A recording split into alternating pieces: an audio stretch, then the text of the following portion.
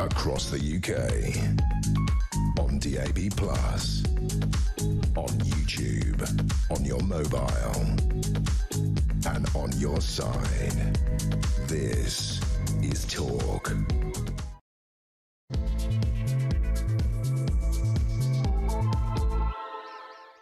Morning, very big welcome to you. This is Talk, the Home of Common Sense with me, Julia Hartley-Brewer. It's just approaching 3 minutes past 10 o'clock, and whether you're listening on DAB+ radio, on your smart speaker, watching on YouTube or your connected device, thank you so much for joining us today. So much to talk about, as we always do have to talk about. We're going to be here all the way until 1. And if you do miss anything from the show, you missed anything from this week, I think we had a few corkers of shows this week, if I say so myself, thanks to my fabulous guests and your fabulous calls. But do have a look at my YouTube page, the Julia Hartley-Brewer Show. Hit subscribe, you never have to miss a thing. And if you all just subscribe, they'll make me stop saying it. Thank you. Anyway, coming up in this hour, we're going to be talking about the nearly 500 migrants a day who are signing up for benefits as claims by foreign nationals hit a record high, according to official figures. Total number of foreign nationals receiving it rose to nearly 1.3 million. It's an increase of over 6% on the previous year. This, of course, comes as the Home Secretary Shabana Mahmood is announcing new laws making migrants' right to settle in the UK dependent on, not claiming benefits. Yeah, what a surprise. Something like 1.3 million who came over in the Boris wave over the last couple of years. About 800,000 of those are in low-skilled work. So once they actually do get, leave to stay, they're eligible for benefits. I mean, we are in mad territory, people. An awful lot of those are EU citizens. Well, Reform leader Nigel Farage says he wants to basically stop EU citizens from claiming those benefits. We're starting an all-out war with the EU over that, ripping up that Brexit deal. Well, some of us may think that's probably quite a good thing. But anyway, we'll talk about that. Plus, trans people could be banned from single-sex spaces based on what they look like, which is as good a way as any, given there isn't a single piece of paper, including a birth certificate or passport, that can actually say whether someone is a man or a woman, because we've gone into that mad territory of letting people say how they feel on official documents. But this is according to new equalities guidance, yet to be published by the government, but the Times has seen a copy of it. Apparently, Labour's a bit worried about a potential political backlash. Oh dear, are they? Relying on facts. A small matter of international affairs as well. Ukraine could be forced to lease part of its territory to Russia under a US plan to end the war. Well, yeah, I mean, to appease Putin. That would end the war, wouldn't it? The Trump administration deal would see Kyiv cede control of the eastern Donbass region while maintaining legal ownership of that territory. Russia would pay an undisclosed rental fee for de facto control of the area. And the 28-point plan by Donald Trump, which apparently agreed in secret between the US and Russia in a recent flurry of talks, renews fears of Ukraine being frozen out of all discussion. But it also includes handing over territory to Russia that they haven't even managed to claim already through warfare, and also basically ceding so much territory in the Donbass region, so many key regions, leaving pretty much a free path for the tanks to roll to Kyiv as and when Vladimir Putin decides, after maybe having a little bit of a battle rest for his troops. I'd love to hear your thoughts on that. We're also going to be talking about Net Zero Secretary Ed Miliband's Clean Power Plan and, of course, the Epstein files. The House of Representatives and the Senate and Donald Trump has signed off on the Epstein files being released in the next 30 days. But is everyone getting a bit too excited about what's going to be in them? I'd love to hear your thoughts on all of that. But in particular, I want to know about your thoughts on Trump's peace plan for Ukraine. Basically, let's face it, if it did get forced on Zelensky, if the Europeans don't step up, it would force Zelensky to give up territory for cash to Putin and pave the way for, at any time of his choosing, a full Russian annexation by Vladimir Putin. What's your reaction to that? Give us a call, 0344 499 1000. Text us on 87222. Get in touch on X at Talk TV. Calls are charged at the national rate. Text costs £1. Standard network rate message. Delighted to say today, joining us, given there are actually quite a lot of sort of international affairs and defence issues in the news, is the one and only Philip Ingram MBE, former senior military intelligence officer. Lovely to see you again. Morning. We missed you last week. Yes. Great to have you here. I want to ask you just first about Epstein and moving on from it, because that's the big news overnight. Donald Trump has signed that bill into law, and now there are 30 days now for the Epstein files to be released by his government. There's a lot of people pointing out that he could have actually just released them anywhere at any time. Full agreement from the Senate, full agreement from the House of Representatives. Move on. What do you think we are going to learn from these? More sensational isms about people we probably haven't heard of. I think they've got the main stuff out with... Because people won't... Andrew Trump, Clinton... exactly. Clinton denied any allegations, I must clarify. There might be some of that, but the length of time it's taken has given plenty of time for all of these very, very powerful people to ensure that those elements of the files have either been redacted or disappeared. They're not on file anymore. Will that have happened? Oh, almost certainly. Almost certainly. He's a former senior military intelligence officer. I mean, there was this view that, given that, the whole MAGA thing was like the conspiracy and you need to release the Epstein files and Donald Trump had, I mean, he's on record, the man had terminated his friendship with Epstein. And there's the whole thing, there are pictures of everyone who's famous with Epstein. He got pictures with everyone who's famous. He was a very rich, very powerful man. He went to every party. If you were in Florida or in New York, I mean, you went to something at the same time as Epstein. So, we shouldn't read too much into that. But there was the view that when he didn't release those files, that there must be something on Donald Trump.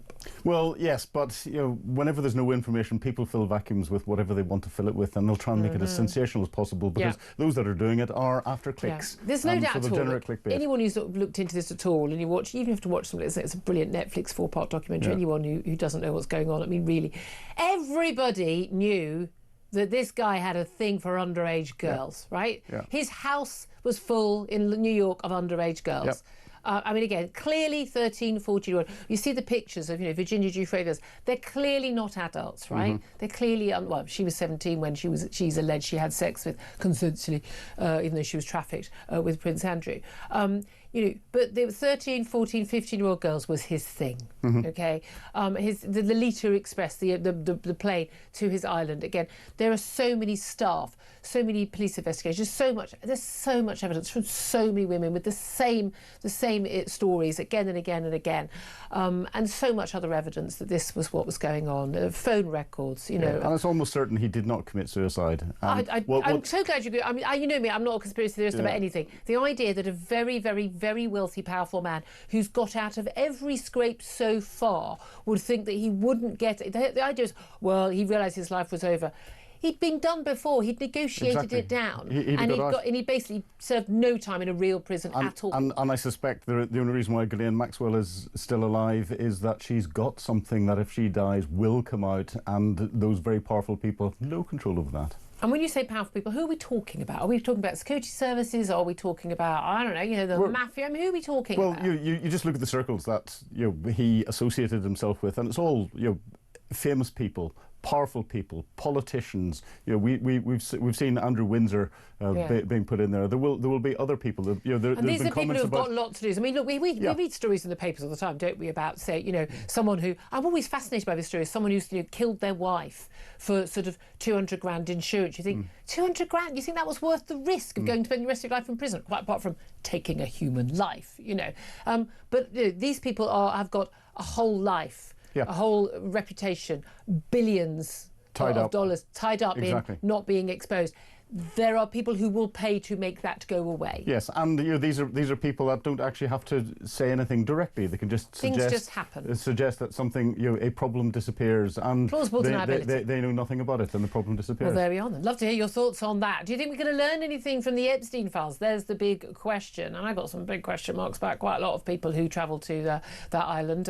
I've got a question mark about anybody, including Prince Andrew, Peter Mandelson, and others. Although Peter Mandelson, as we know, had no interest in underage girls. I mean, we know that for sure. Well, yes, but if they're underage girls, there hasn't been anything that comes out to say there's underage boys or anything else there. But it wouldn't surprise me. No, but of course we're not making that allegation. I need to make that very, very clear. But anyone who continued to be friends with, have contact with Epstein after he did actually get convicted for soliciting underage girls for trafficking, for prostitution. I mean, it was one count, but that was because it was pleaded down. Everyone knows, and everyone who knew him would have known that involved dozens and dozens and dozens of girls.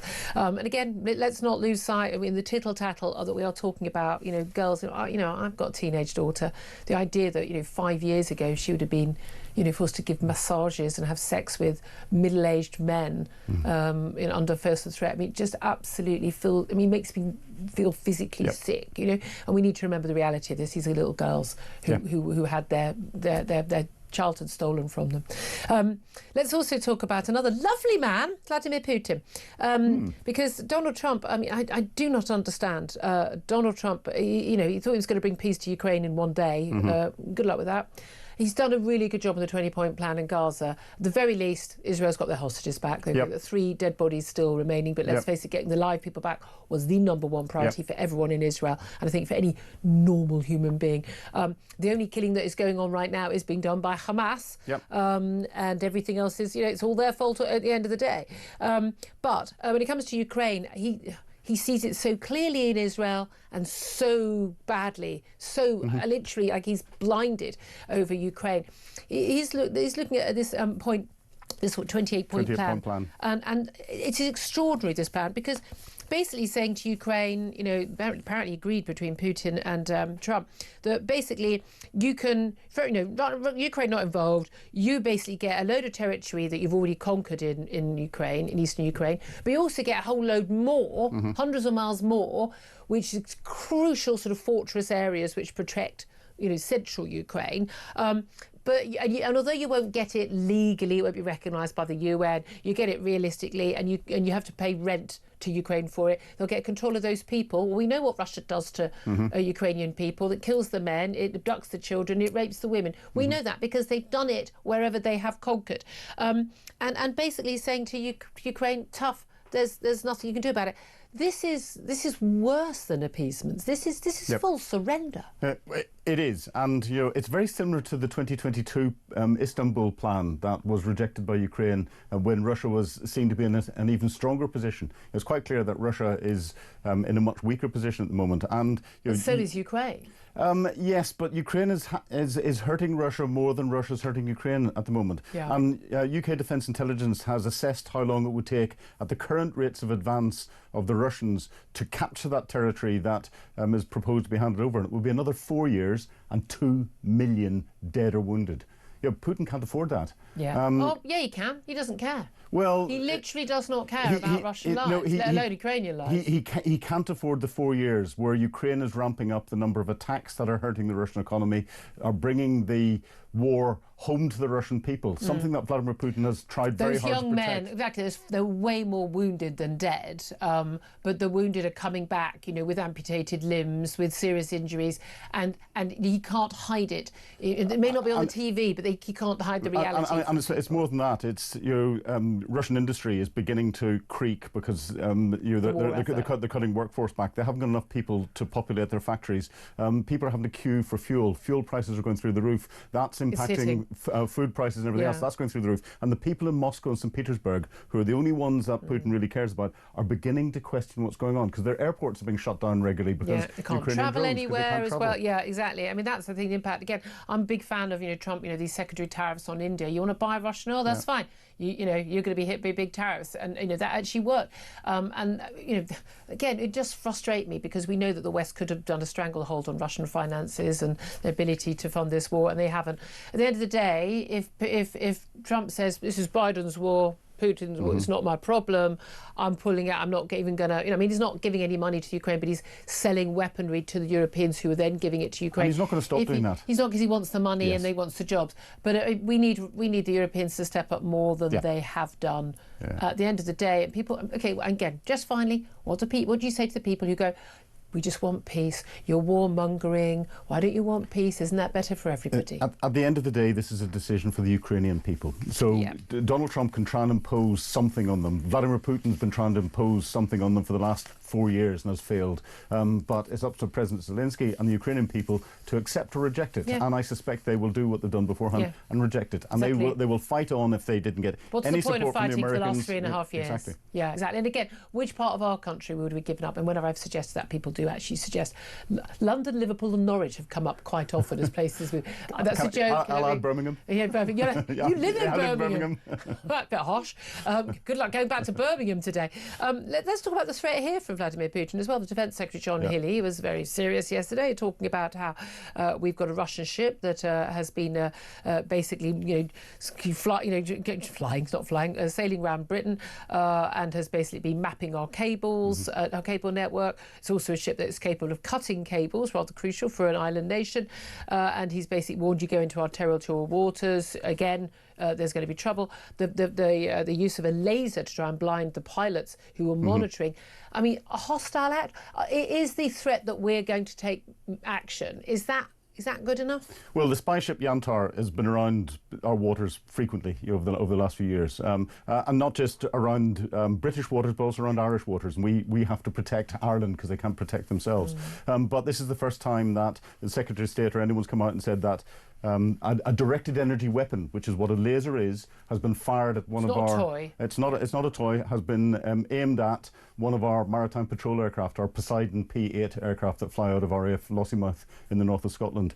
Now, our Poseidons are armed with torpedoes, and therefore, if you've got a directed energy weapon fired at a military aircraft from a military ship, a spy ship, then the pilot of that aircraft is well within his rights to warn it, and if it happens again, then drop a torpedo on it. But if they are in international waters, they're crossed in and out, that's that 12-mile... Yeah, there's a 12-mile limit. They stay outside the territorial limit, so they're in international waters. But again, if you've got something that is firing on a military aircraft, a military ship firing on a military aircraft, and a laser is a weapon, then the you should aircraft expect the response. It's perfectly within its rights and international law to defend itself. And here we are once again, Putin quite literally testing the waters. Yeah, he is. And again with the drones flying over airports and things in the Baltic states, and again just testing the waters, and we must not fail that test. Correct. I have a feeling we will. Yeah, well, I think we will. Because we're just so terrible.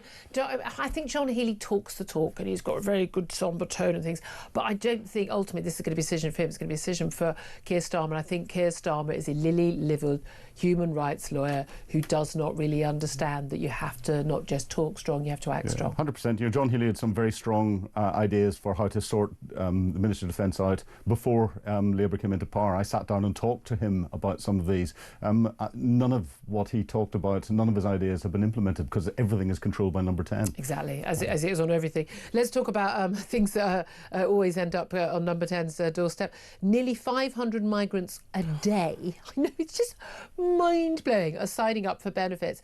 It's claimed by foreign nationals have hit a record high. Last month, 472 migrants a day began claiming universal credit. The overall number of foreign nationals receiving it's risen to 1.3 million. It's a rise of 6.7% in just a year. This comes, of course, after the Home Secretary Shabana Mahmood has said that she's going to be announcing new laws today, making migrants' rights to settle in the UK dependent on not claiming benefits. This just puts paid to this abject nonsense we've had for years. That migration, legal migration to this country is an economic benefit, not if people are on minimum wage or on benefits. It's not. And again, this would be an awful lot of people who've come here, who've worked, maybe on low wages, maybe they've done the work that Britons won't do. Well, that's because the wages are too low, and then and our benefits are too high. There you are. You can solve that one, guys. And then you. And then after a few years, they get settled status, and then they can claim benefits. Now, a lot of those people will be EU citizens, and there was just that deal to get the Brexit deal over the line, right? British citizens in Europe will be able to claim benefits there, and your citizens will be able to claim benefits here. But I mean, it's just not going to fly with the British public anymore. It doesn't, and I think anyone who is not a British national, there should be a net benefit score done every year, and that should be integration to society, contributing financially, and all the rest of it. And you have to get above a certain level every year to be allowed to stay. Well, so you'll say even Shabana Mahmood, the Home Secretary, say it'd be every 2.5 years. Not that, by the way, we have the staff to do these assessments every 2.5 years of people and reassess their right to stay in the country. This is particularly for people claiming a sort of asylum status. But again, it's just like this idea that we just have all these people. Everyone says, "Oh, we've got a population crisis, not got enough kids." Yeah, but let's import a load of people from abroad who don't necessarily share our values, who on low incomes, often working. Mum doesn't work, dad works part time on benefits, having more kids. Yeah, let's scrap the the 2-child benefit cap on that. $3.5 grand, $3.5 grand a year extra the Labour are going to let families have for each child that they're already not able to support. I mean, you're just in insane territory. The idea that this is going to solve all our economic problems. I mean, these people are mad. They don't understand. This is taking money away from where money should be spent. And if you're a refugee or an asylum seeker or someone that's here because been brought in to add benefit to the country, once you stop giving that benefit, you shouldn't be allowed to stay. Yep. Sorry. But then there are an awful lot of people, the BBC types, the Lib Dems and things, who are sort of, these people have a right to stay. No, they don't. No, they don't. No, they don't. You see, when you say we're going to send them home, that's because it's home. Yeah. I could live my entire life in America or in Bangladesh, but it wouldn't be my home unless I had legally become a citizen of that country, or if I, or if I was born there. No, that's just not how the world works. This debate is always completely skewed by the fact that so many people who are arguing this in the public domain, every NGO, every charity, most government ministers in most parties so far, the lawyers, the media are all signed up to this idea that they don't really think that borders are a thing. Yeah. Apart from Ukraine, on that side, they're okay. But they don't really think that borders are a good thing at all, or a thing at all. And that people really should, there's no such thing as an illegal, and people should really be allowed to live wherever they want to live. And they just don't get it. I think they'd have a different view if you just went and kicked their front door down and said, I'm taking over your lounge today. By the way, you can only have your kitchen on Fridays. But these are the same people that will turn around and say, whenever cries go out saying we're giving free this and free that out to the government, to people, that they'll go, free, it's brilliant, you're getting it for free. No, you're not. Free We're NHS. paying for it. Yeah, exactly. I really think we want an absolute rule that no government minister is allowed to talk about free school anything. meals, free childcare, free NHS. No, taxpayer funded. Yeah. Taxpayer funded. Yeah. That's so free at the point of your demand or need. Taxpayer funded. Someone has to pay for this stuff, and it's us. I also want to ask you, in relation, actually, it relates to this in terms of what people just expect out of life. Times report today. This is the headline: half of parents regularly let their children off school if they're too upset. Now, I know, seriously, there's our economic decline. There is the end of the Britain that we know in one sentence. Survey on absenteeism. It says, a significant minority of parents have allowed absence for something as routine as getting a haircut. Yeah, because hairdressers aren't open after 4 o'clock, are they? Half of parents regularly allow their child a day off school if they just don't feel up to it. If they have an emotional absence, this is a half of parents regularly let their child have an emotional absence. 26%, so a quarter, had permitted it once or twice. An average for 6 days off a school a year. That's one every half term are taken for mental health reasons among families that allow it. Seriously. And then they wonder why their kid can't cope at uni or in an apprenticeship, can't cope at work, or why our economy is in the doldrums. I mean, I'm sorry. The only time I genuinely, in the whole of primary school, I think my child had 5 days off that entire time, and on 2 of those occasions I had to ban her from going to school. It's like, no, you're too ill, you can't go to school. But I don't want to miss that. I know you need to stay home. And apart from that, COVID, when she wasn't legally allowed in school, but it's just madness. It's complete madness. I'm coming round to the belief that we need to start licensing people before they're allowed to become parents.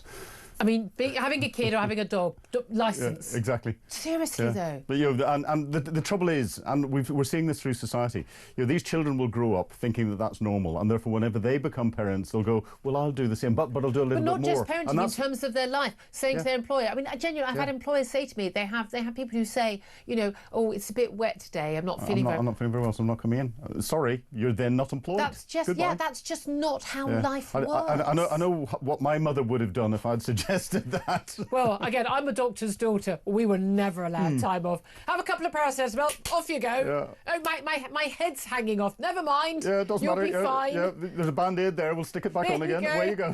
I mean, I know. It's just another world. I would love to hear your thoughts on all of that. Generally, on the parenting thing, you know how I feel about this. I'm a 1950s parent. It's worked out all right. That's all I can say. I would say to people, seriously, here's advice on parenting. Find someone you like, who's got kids you like and who they like. do what they did. Yes. And I tell you what, I don't meet any parents who are wishy-washy. Oh, you all right? Oh, let's have some time off. Oh, let me do everything for you. Oh, no, I don't want to tell you off. Don't say the word no to your child. I've never met any of those people who like their kids. Those people moan about their kids all the time because their kids are horrible. Yeah, and most of the kids don't achieve much. And the kids are miserable because they'd like a parent to be in charge. And you're letting your kid off school because I just don't feel like it today. Children need boundaries. You very are clear the boundaries. problem. You are the problem. Seriously, can I have a documentary? Can I have a documentary where I go in with I've never read a childcare book at all, with no skills at all, and I'll sort your kids out. You know, these kids are like, my kid only eats yoghurt. Well, there's no yoghurt in the house. You'll starve. I'll give it 2 days. I'm pretty sure I can sort that out for you.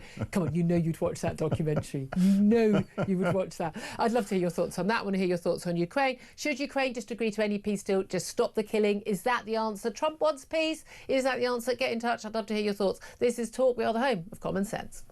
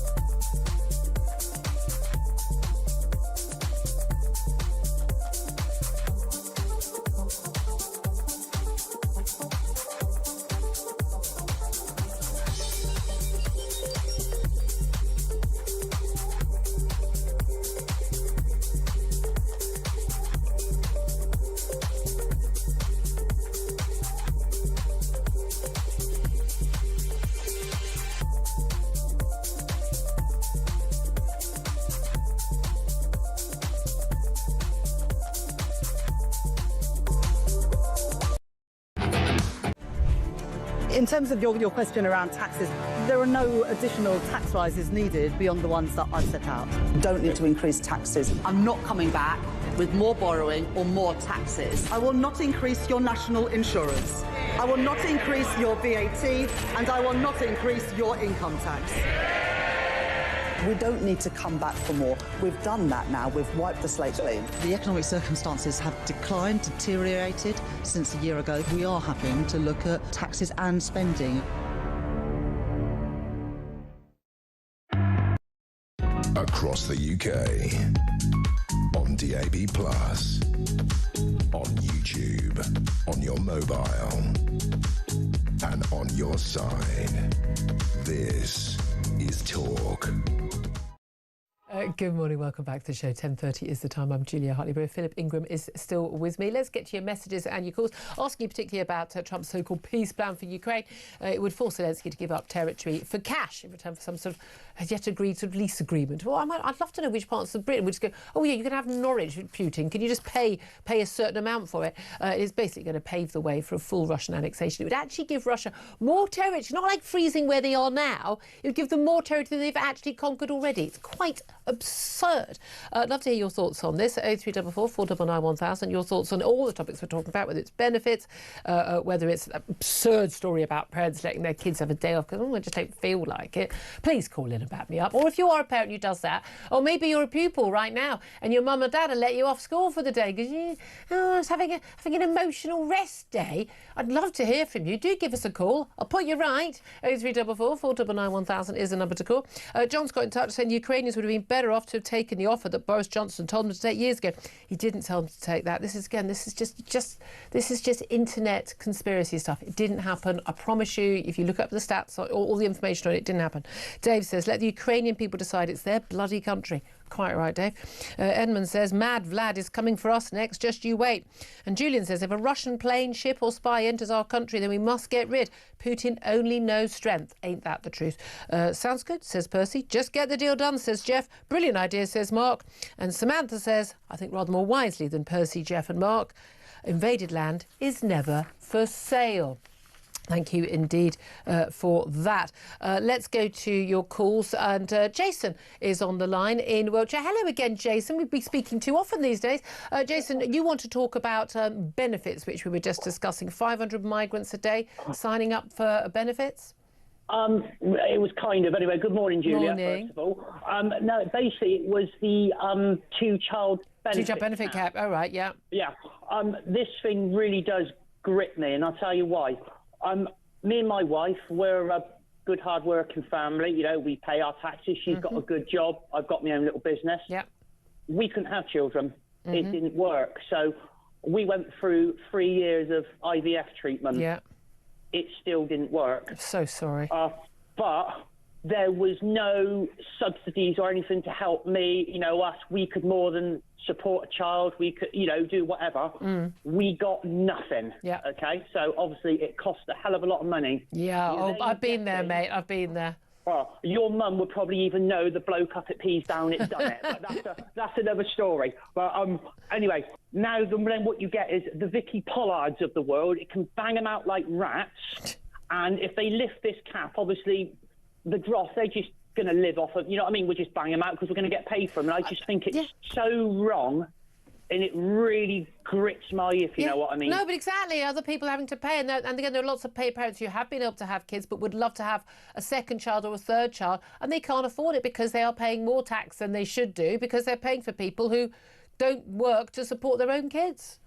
Yeah, but it's just the fact, obviously, like you said, you've got the ones that don't work. And like you said, if they lift this benefit cap on the children, on the kids, like you said, the TVs are going to be going off on the council houses now, aren't they, on the social estates? You know what they're going to be up to. Yeah, and again, there's all these, all the hand-wringers always like, oh, no, people aren't like that. Having kids costs money. Yeah, having kids costs money if you're a good parent, but if you really aren't a good parent, actually, no, you make money on them. That's the reality. Jason, thank you for that. I really appreciate that call. 10:34 is the time. I'm going to take a quick break. Then we're going to be talking to Trevor Kavanagh, get his thoughts on all the big stories of the day, including trans people being banned from single-sex spaces based on how they look. And Andy Burnham today not ruling out a leadership challenge to Keir Starmer. This is Talk.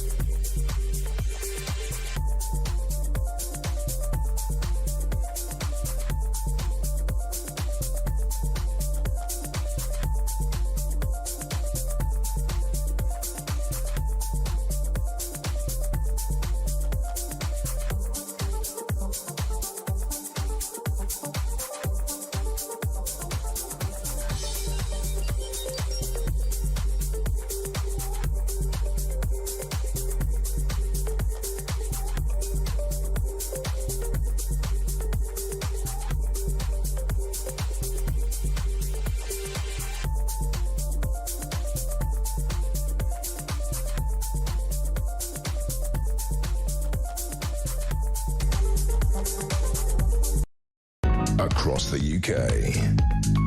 On DAB+, on YouTube, on your mobile, and on your side. This is Talk. Good morning, welcome back to the show. 10:36 is the time. I'm Julia Hartley-Brewer. Philip Ingram with me. We'll get his thoughts on what our next guest has to say. He's Trevor Kavanagh, former political editor of The Sun, and joins us to talk about all things political. Good morning to you, Trevor.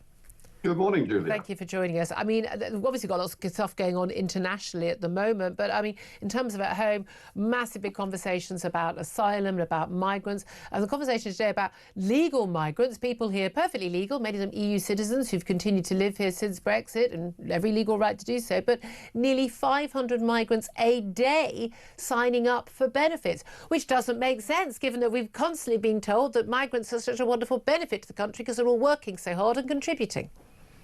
Well, I think the simple answer is that only those who have permanent right to live here should be entitled to benefits at all.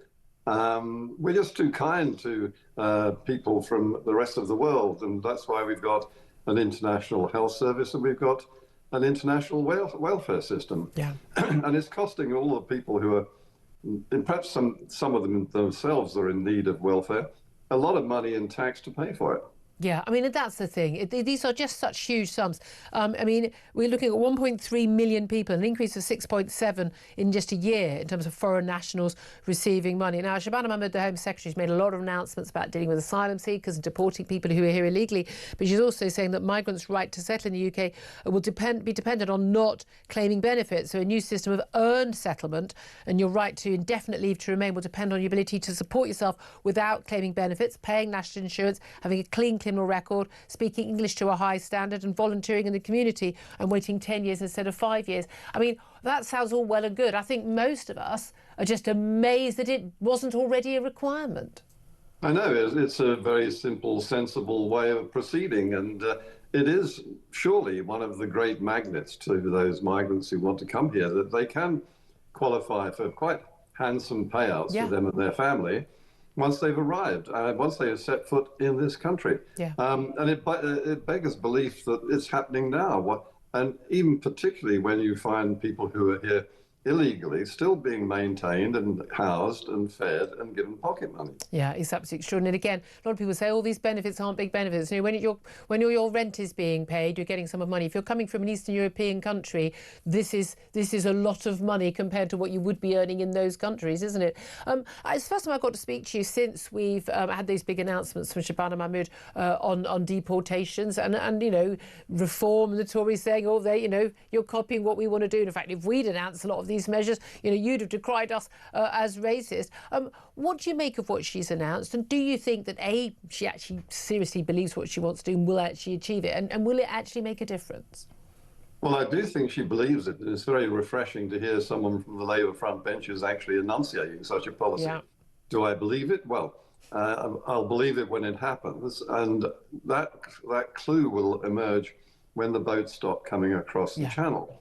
There's no sign of that flood of people coming in illegally easing in any way. You've got lots of words and alleged actions here and on the French coast to stop these people, but they're not stopping them. You've got a huge multi-billion-pound industry, and as long as they're not stopped before they arrive here, you're not going to stop the incentive of trying to come across. Yeah, I mean, that's the fundamental issue. It's proof's going to be in the pudding, and I don't think any British people are going to believe anything a politician of any political hue says who doesn't actually achieve it. What do you make of the claim that the French are finally going to get their act together and actually try and stop the boats with more cunning ways of doing it, like, for instance, putting nets into the water to trap the propellers of these super dinghies to stop them from basically leaving French waters? I mean, that would be a good thing, because let's face it, they then remain France's problem, not ours. But do you think they're going to do that enough to get enough boats and stop them from coming?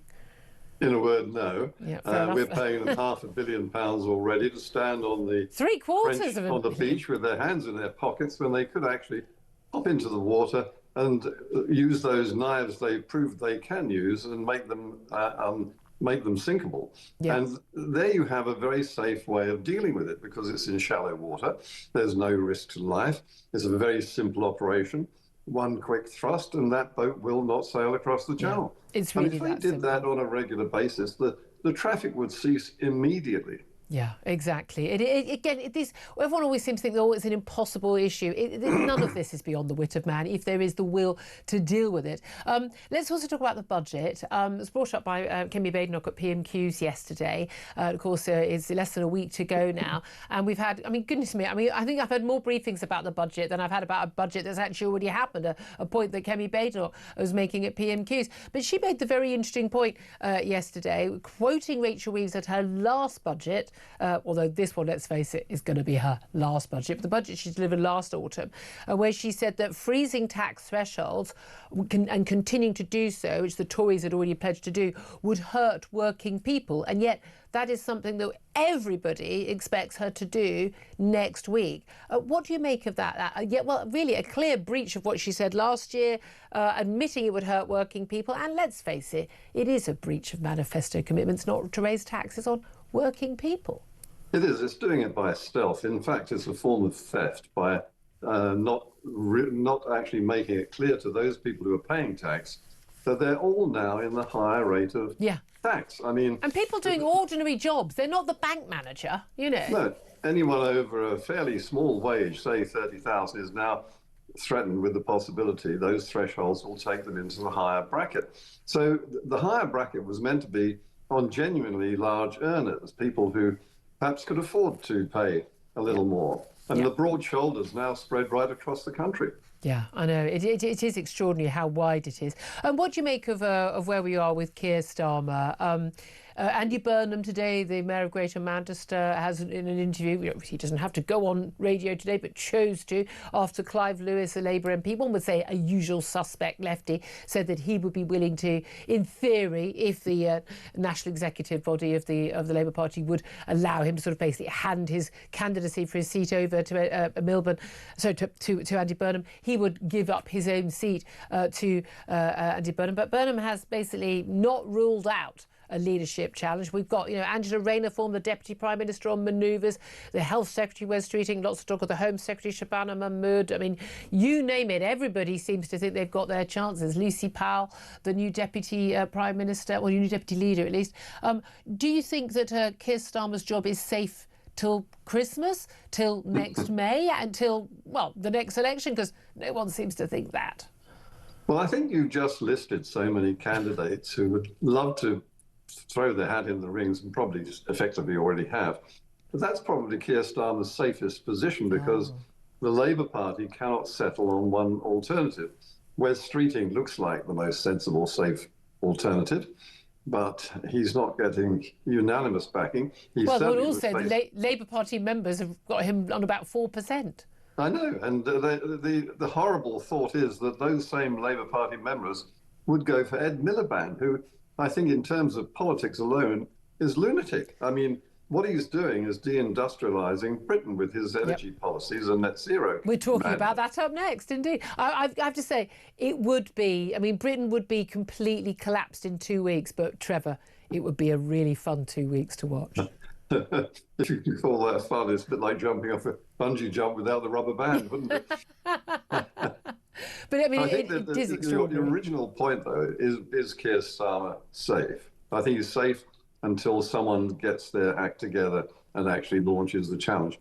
They're desperate to get rid of him, and they're desperate to replace him with someone who might raise them off the floor. But the trouble is, they want someone to the left of Keir Starmer on the basis that Keir Starmer ran on a leftist ticket back in 2020, and now he's sort of so-called, they think he's too much of a Blairite. But actually, the public want him to be more right-wing, i.e. centre ground, because which is where the public are. The public are just centre ground. But the Labour Party MPs and the Labour Party membership want him to go further to the left. They want more benefits, more spending, more borrowing, more high taxes on the wealthy, who will then leave, and then we need more borrowing. What they want is not what the public wants. No, where does Keir Starmer stand on any of those issues you just listed? And nobody knows, including Keir Starmer.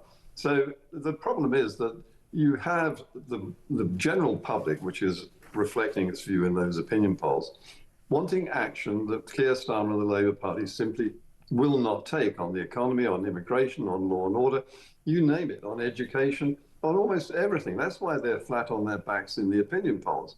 in order to win themselves a chance of re-election, they have to do virtually a total somersault and start representing the voters who might then begin to turn to Labour. And they're not going to do it, no matter who takes over from Keir Starmer. Yeah. Can I just ask you finally about Keir Starmer, who's penned an open letter to his son to mark International Men's Day yesterday. Very private, you know, a letter to my son. Feels like only yesterday we brought you home and you've grown into a confident, kind person, wonderful young man. But it's talking about how it's not easy to grow up in this day and age, the pressures that young men are facing and questions about mental health, masculinity, social media and the like. I mean, is it a good idea for a Prime Minister to do that? I mean, he always talks about wanting his privacy. I'm a big fan of giving privacy to politicians' family members. I mean, I don't know why people feel the urge to bring their wife or their husband to work, you know, for party conferences and the like. But, I mean, is it a good idea for him to be, you know, putting his family in the front line like this? Well, you have to ask how his son feels about all this mawkish bulldust.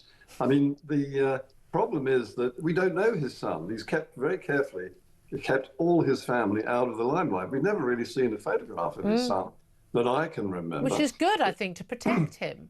Yes, but you can't have it both ways. Exactly. Either you keep them out of the limelight or you don't write silly letters like this, which, you know, this really sums Keir Starmer up. He has a deaf ear. He's got a cloth ear towards his public image. He doesn't come across... The universal view of Keir Starmer is that he's a dull, plodding politician who, in fact, you put in politician in inverted commas. Yeah, he's an empty suit. He's an empty suit, Very exactly. expensive, donated empty suit from Lord Alley. Trevor Kavanagh, always so good to get your analysis. Former political editor of The Sun, thank you so much.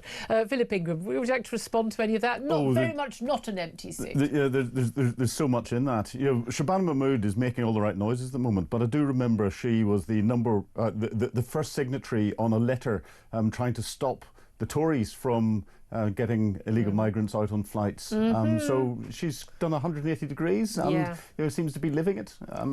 So whether she's going to be able to survive this or not, I don't know. Talking tough ain't going to work for people anymore. You've got to do it. And with Keir Starmer, his open letter to his son, as soon as you start bringing your children into this, that shows that he knows he's on his way out. Yeah. This is desperation. Yeah, absolutely. Just don't do it. Don't do it. And it's cringeworthy when you see the video. It is quite cringe. It is really cringeworthy. 10:49 is the time. Love to hear your thoughts on all of that. 0344 499 1000. Up next, as I just mentioned with Trevor, we are going to be talking about Ed Miliband's plan to basically deindustrialise us and plunge us back to the pre-industrial age. Well, he'll call it his energy plan, but it's the same thing. This is Talk.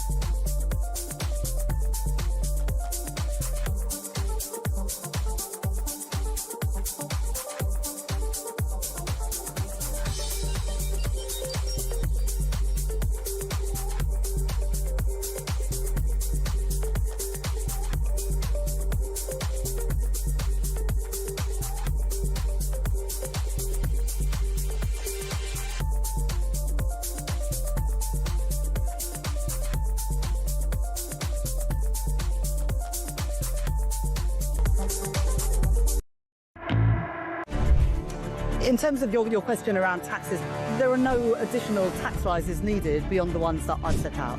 Don't need to increase taxes. I'm not coming back with more borrowing or more taxes. I will not increase your national insurance.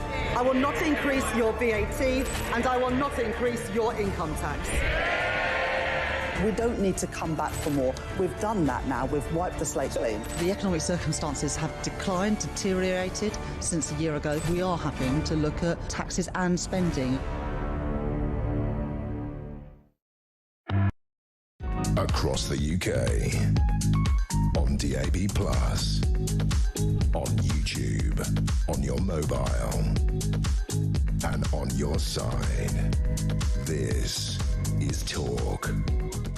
Morning, welcome back to the show. 10:52 is the time. I'm Julia Hartley-Brewer. Thanks for joining me. Right now, let's talk about the latest plan to plunge us back into the pre-industrial age from Ed Miliband. He calls himself the Energy Secretary. Of course, he is the ruining Britain's economy, one solar panel or wind turbine at a time secretary. But he's got a new clean power plan, which apparently, according to research, you know, people who look at facts, is going to add more than £150 to our annual electricity bills by 2030. Let's talk about this with Andy Mayer. He's an energy analyst at the Institute for Economic Affairs. Morning. Morning, Julia. So what is this? Just explain, before we pull it apart, what is this actual plan?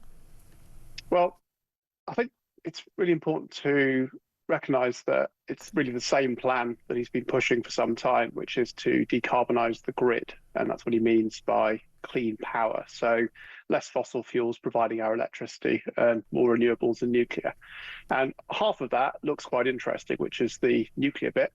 And that came into an announcement in the last week or so with Rolls-Royce projects being announced in Wales, and that could be good. And we're in favour. We need more nuclear, whether it's the mini reactors or whatever. We need to be building more nuclear. End of. I mean, that's, you know, even just to replace what we've got, we desperately need to do it and sharpish, don't we?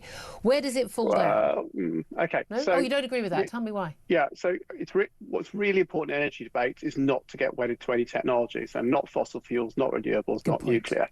In every single case, the message that's coming from the market and from the independent report that you cited earlier on is that you need to look at the cost, and are these the best choices? Yeah. So nuclear may be brilliant, but only if Ed Miliband does more to reduce the policy costs of nuclear. So we need to get down the cost of planning, the cost of permitting, and encourage people to come into the country with lots of different technologies, not just picking one winner who then becomes because the market's really good at this in a way that governments aren't. So why are our home electricity bills? We've got a clean power plan. Why are our electricity bills going up? Because didn't they say at the last election, very, very clearly, Ed Miliband and Keir Starmer both categorically saying it, that our energy bills would be down by £300? And I believe they've gone up by £300. Yeah, so nobody is supporting Ed Miliband in this claim.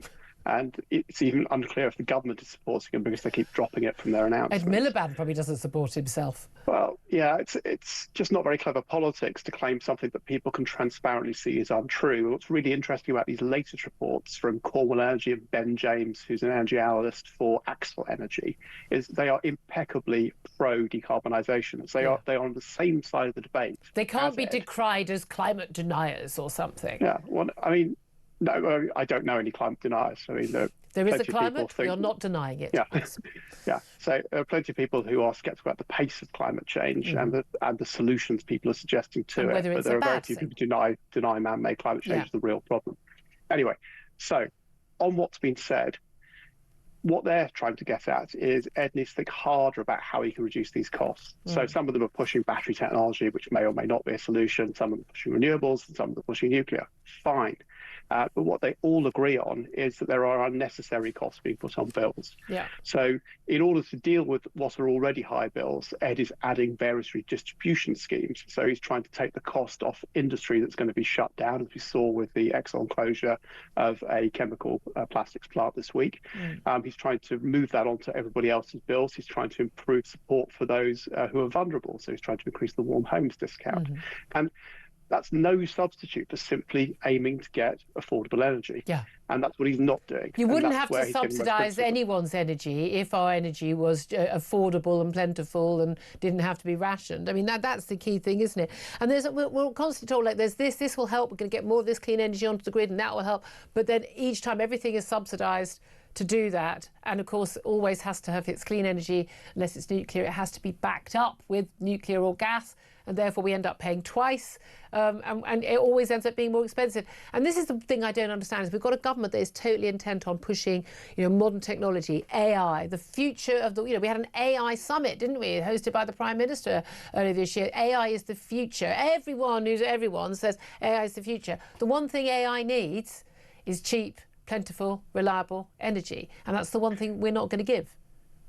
Yes, what's beautiful about the research that's just come out is that the company behind it, where this analyst works, is an AI company. So they're trying to sell AI solutions to managing distributed battery technology problems. And that will require energy to run it. So it's this huge circular problem that keeps getting worse and worse, because we're living in this Ed Miliband fantasy universe where the only thing that matters is our net zero targets, not security of supply and not the affordability of energy. Just very briefly, do you reckon, I mean, I've always said these net zero targets don't survive contact with reality. And as reality bites, as we can see, the British public are going, yeah, no thanks. We're done with this now. We've seen Reform lead the way on this. The Tories under Kemi Badenoch, they basically dropped the net zero nonsense as well. I mean, I know the Greens aren't, and the Lib Dems, they don't think it goes far enough. But the reality is Labour can't survive pushing net zero policies. Do you think they're going to end up dropping them? Well, I think the trend is towards a different approach. Whether Labour arrive at the same conclusion that Reform and the Tories have arrived at sooner, I don't know. I think it's a very difficult political move for Keir Starmer to make when he's already weak. So we'll see. Yeah, but they'll just keep pushing everything back, won't they? And then it becomes meaningless. Well, yeah, that's no solution. I mean, there is a movement within Labour to get the government to recognise that other things matter. Jobs matter, growth matters, keeping the North Sea open matters. Being able to hit your home in freezing cold weather like today, Well, we'll see if they get to the reality check. Andy Mayer, great to hear from you, energy analyst at the Institute of Economic Affairs. Thank you very much indeed. Philip Ingram, I mean, that's the reality. On a cold day like this, people worrying about putting their heating on, businesses can't function, they're moving abroad. I mean, the economy and society doesn't function if we haven't got 21st century cheap and affordable electricity and gas. Yeah, and Ed Milliwatt, the Disenergy Secretary just hasn't got a clue. He uses more energy than he creates. I think he's properly stark staring lunatic on this issue. I mean, absolutely hysterical on this issue. And the reality is, again, people are not willing to play. And exactly. you cannot have economic success. You cannot have AI. You cannot achieve those things and bring down the cost of living if you are pushing net zero. Net zero is incompatible with virtually every other aim the government claims they have. And he's squandering billions of pounds of our taxpayers' money. Yeah, That's absolutely. Our money, not free, it's our money. So much more coming up, lots more to talk about, including how we're actually going to prevent trans people from using the wrong bathroom, and also that Epstein bill being signed into law by Donald Trump. But what are we actually going to see in those files? We'll try and find out. This is Talk.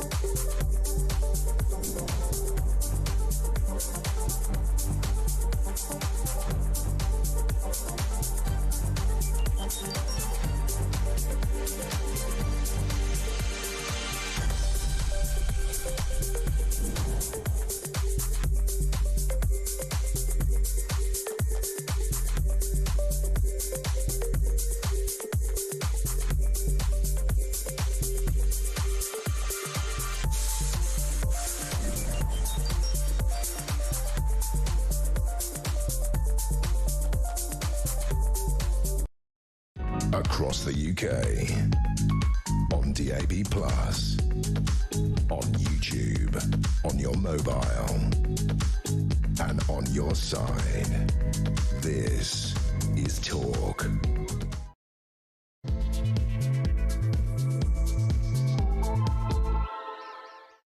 A very good morning. Welcome to the show. Very much appreciate you joining me. 3 minutes past 11 o'clock is the time. Whether you're listening on DAB Plus Radio or on your smart speaker, watching on YouTube or on your connected device, it's lovely to have you join us. Thank you very much indeed. Philip Ingram is also here, former senior military intelligence officer. He's joining us for the whole show. Don't forget, if you miss anything of the show, you can go to my YouTube page, the Julia Hartley-Brewer Show. Hit subscribe so you never have to miss a thing. Coming up in this hour, we're going to be talking more about Ukraine and the extraordinary 28-point plan that the American President Donald Trump has basically, we're told, secretly signed with Vladimir Putin. Small matter, though. It does actually involve the Ukrainian people and their President, Volodymyr Zelensky, to sign up to it. And basically, it gives away territory that the Russians have already conquered in the east of the country and territory they haven't conquered. I kid you not, to the Russians. It's not a peace plan, it's a surrender plan. It's absolutely extraordinary. I'd love to hear your thoughts on that. Plus also the nearly 500 migrants a day signing up for benefits, as claims by foreign nationals have hit a record high. 1.3 million people who've come here from abroad. Many of them will be EU citizens with the right to remain here, but claiming benefits. Well, if they're supposed to be a benefit to us, why are we paying benefits to them? Plus, we're going to be talking about why trans people could be banned from single-sex spaces, toilets, changing rooms, prisons, sport. You like it? That's where they're going to be banned from, based on what they look like. That is according to new guidance from the Equalities Watchdog. But it hasn't been published yet because apparently the government wants to avoid a potential political backlash. Who from? People who don't understand biological reality? So that's all coming up. Plenty more besides.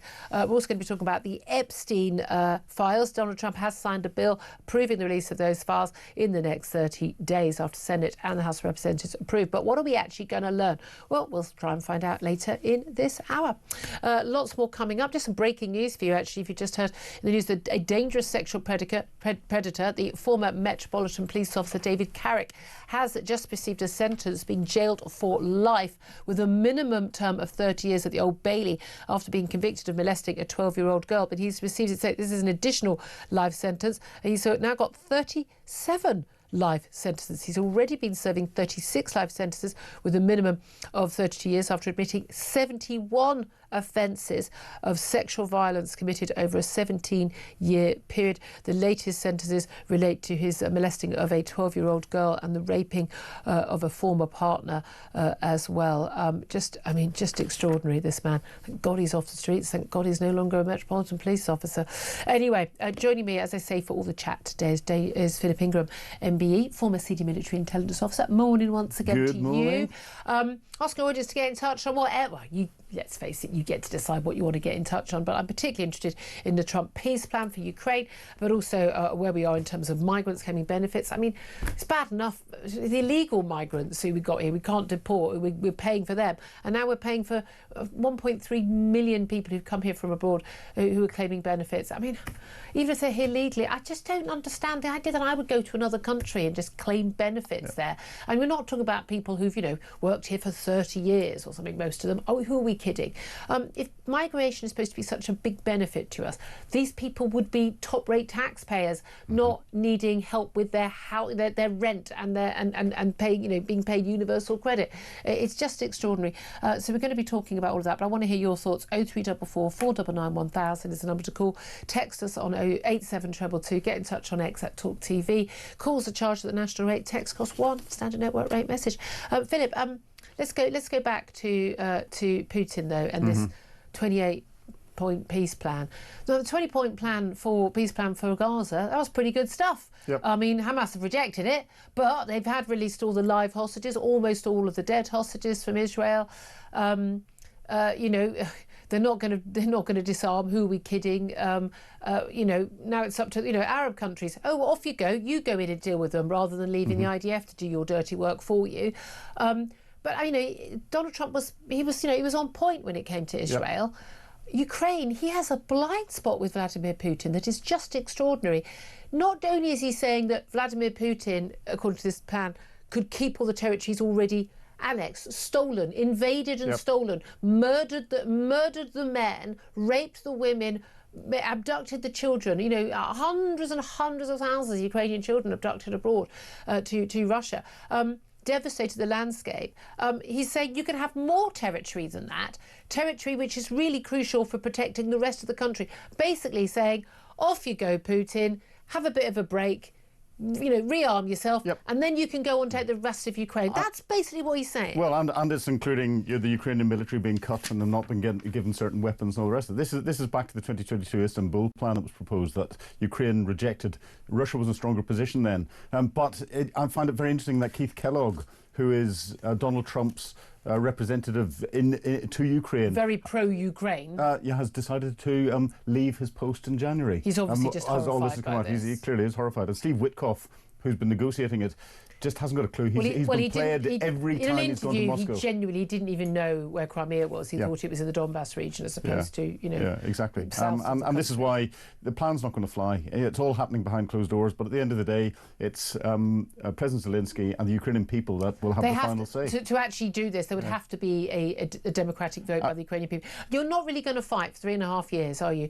You know, so many men have been lost and wounded. The devastating bombing of civilian targets. Oh, we don't get marches about that every other Saturday, do we? Ukrainian men, women and children who are innocent doesn't seem to matter. But the devastation of that country, you're not going to go, oh yeah, fair enough. Not only can you keep what you've already got, not only do you, we're going to hand over hundreds of thousands of other Ukrainian men, women and children to Russian forces that they haven't even been able to win by force. Yeah, and people will say, you know, any price is worth stopping the killing. It's not stopping the killing. It's not going to stop the killing. It's going to delay it so that those people who are sitting there shouting about it, their kids are the ones that are going to suffer in the future. Yeah, so he took Crimea in 2014. 2014. And then he came back, and then no one did anything. There was a bit of waggy fingery, and then no one did anything, and then he came back in 2022.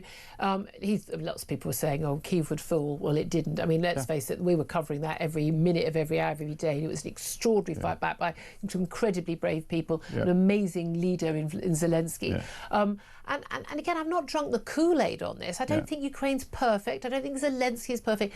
It's a democratic national state for all its failings. And yes, it's very corrupt. All former Soviet states are corrupt. You don't function. If you lived in one of those former Soviet states, you would be corrupt. Otherwise, your family wouldn't eat. That's how life works in those countries. Like getting free suits and free freebies to no concerts. Corruption and here. No, exactly. No You know, or America. Oh, let's exactly. Qatar buy me a new plane. I mean, come on. No, but this is the thing. I mean, it's just, you know, they're doing what they can. We need to stand foursquare behind them. Donald Trump 100%. Says it's not his problem, it's not his war. Fine, don't. As long as you're still willing to, as you say he would be, to make the weapons to sell to the Europeans so we can pass them on.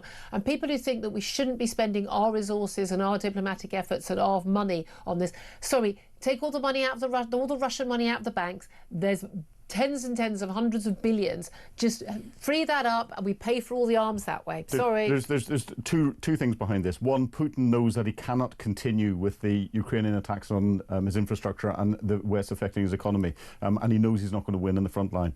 And two, Donald Trump is looking at the MAGA for midterms, and what he wants to do is turn around and say, look, I've tried, the Ukrainians have, and this is a terrible lie that's been perpetrated by, frankly, bad people on the internet. This whole idea that, you know, the Ukraine's not a war we need to fight, and 100% it is. It is, well, absolutely. But again, this is, and on the right, there's again people saying, oh, we want peace. No, well, that's like saying we wouldn't have taken Hitler on in 1930. We could have had peace.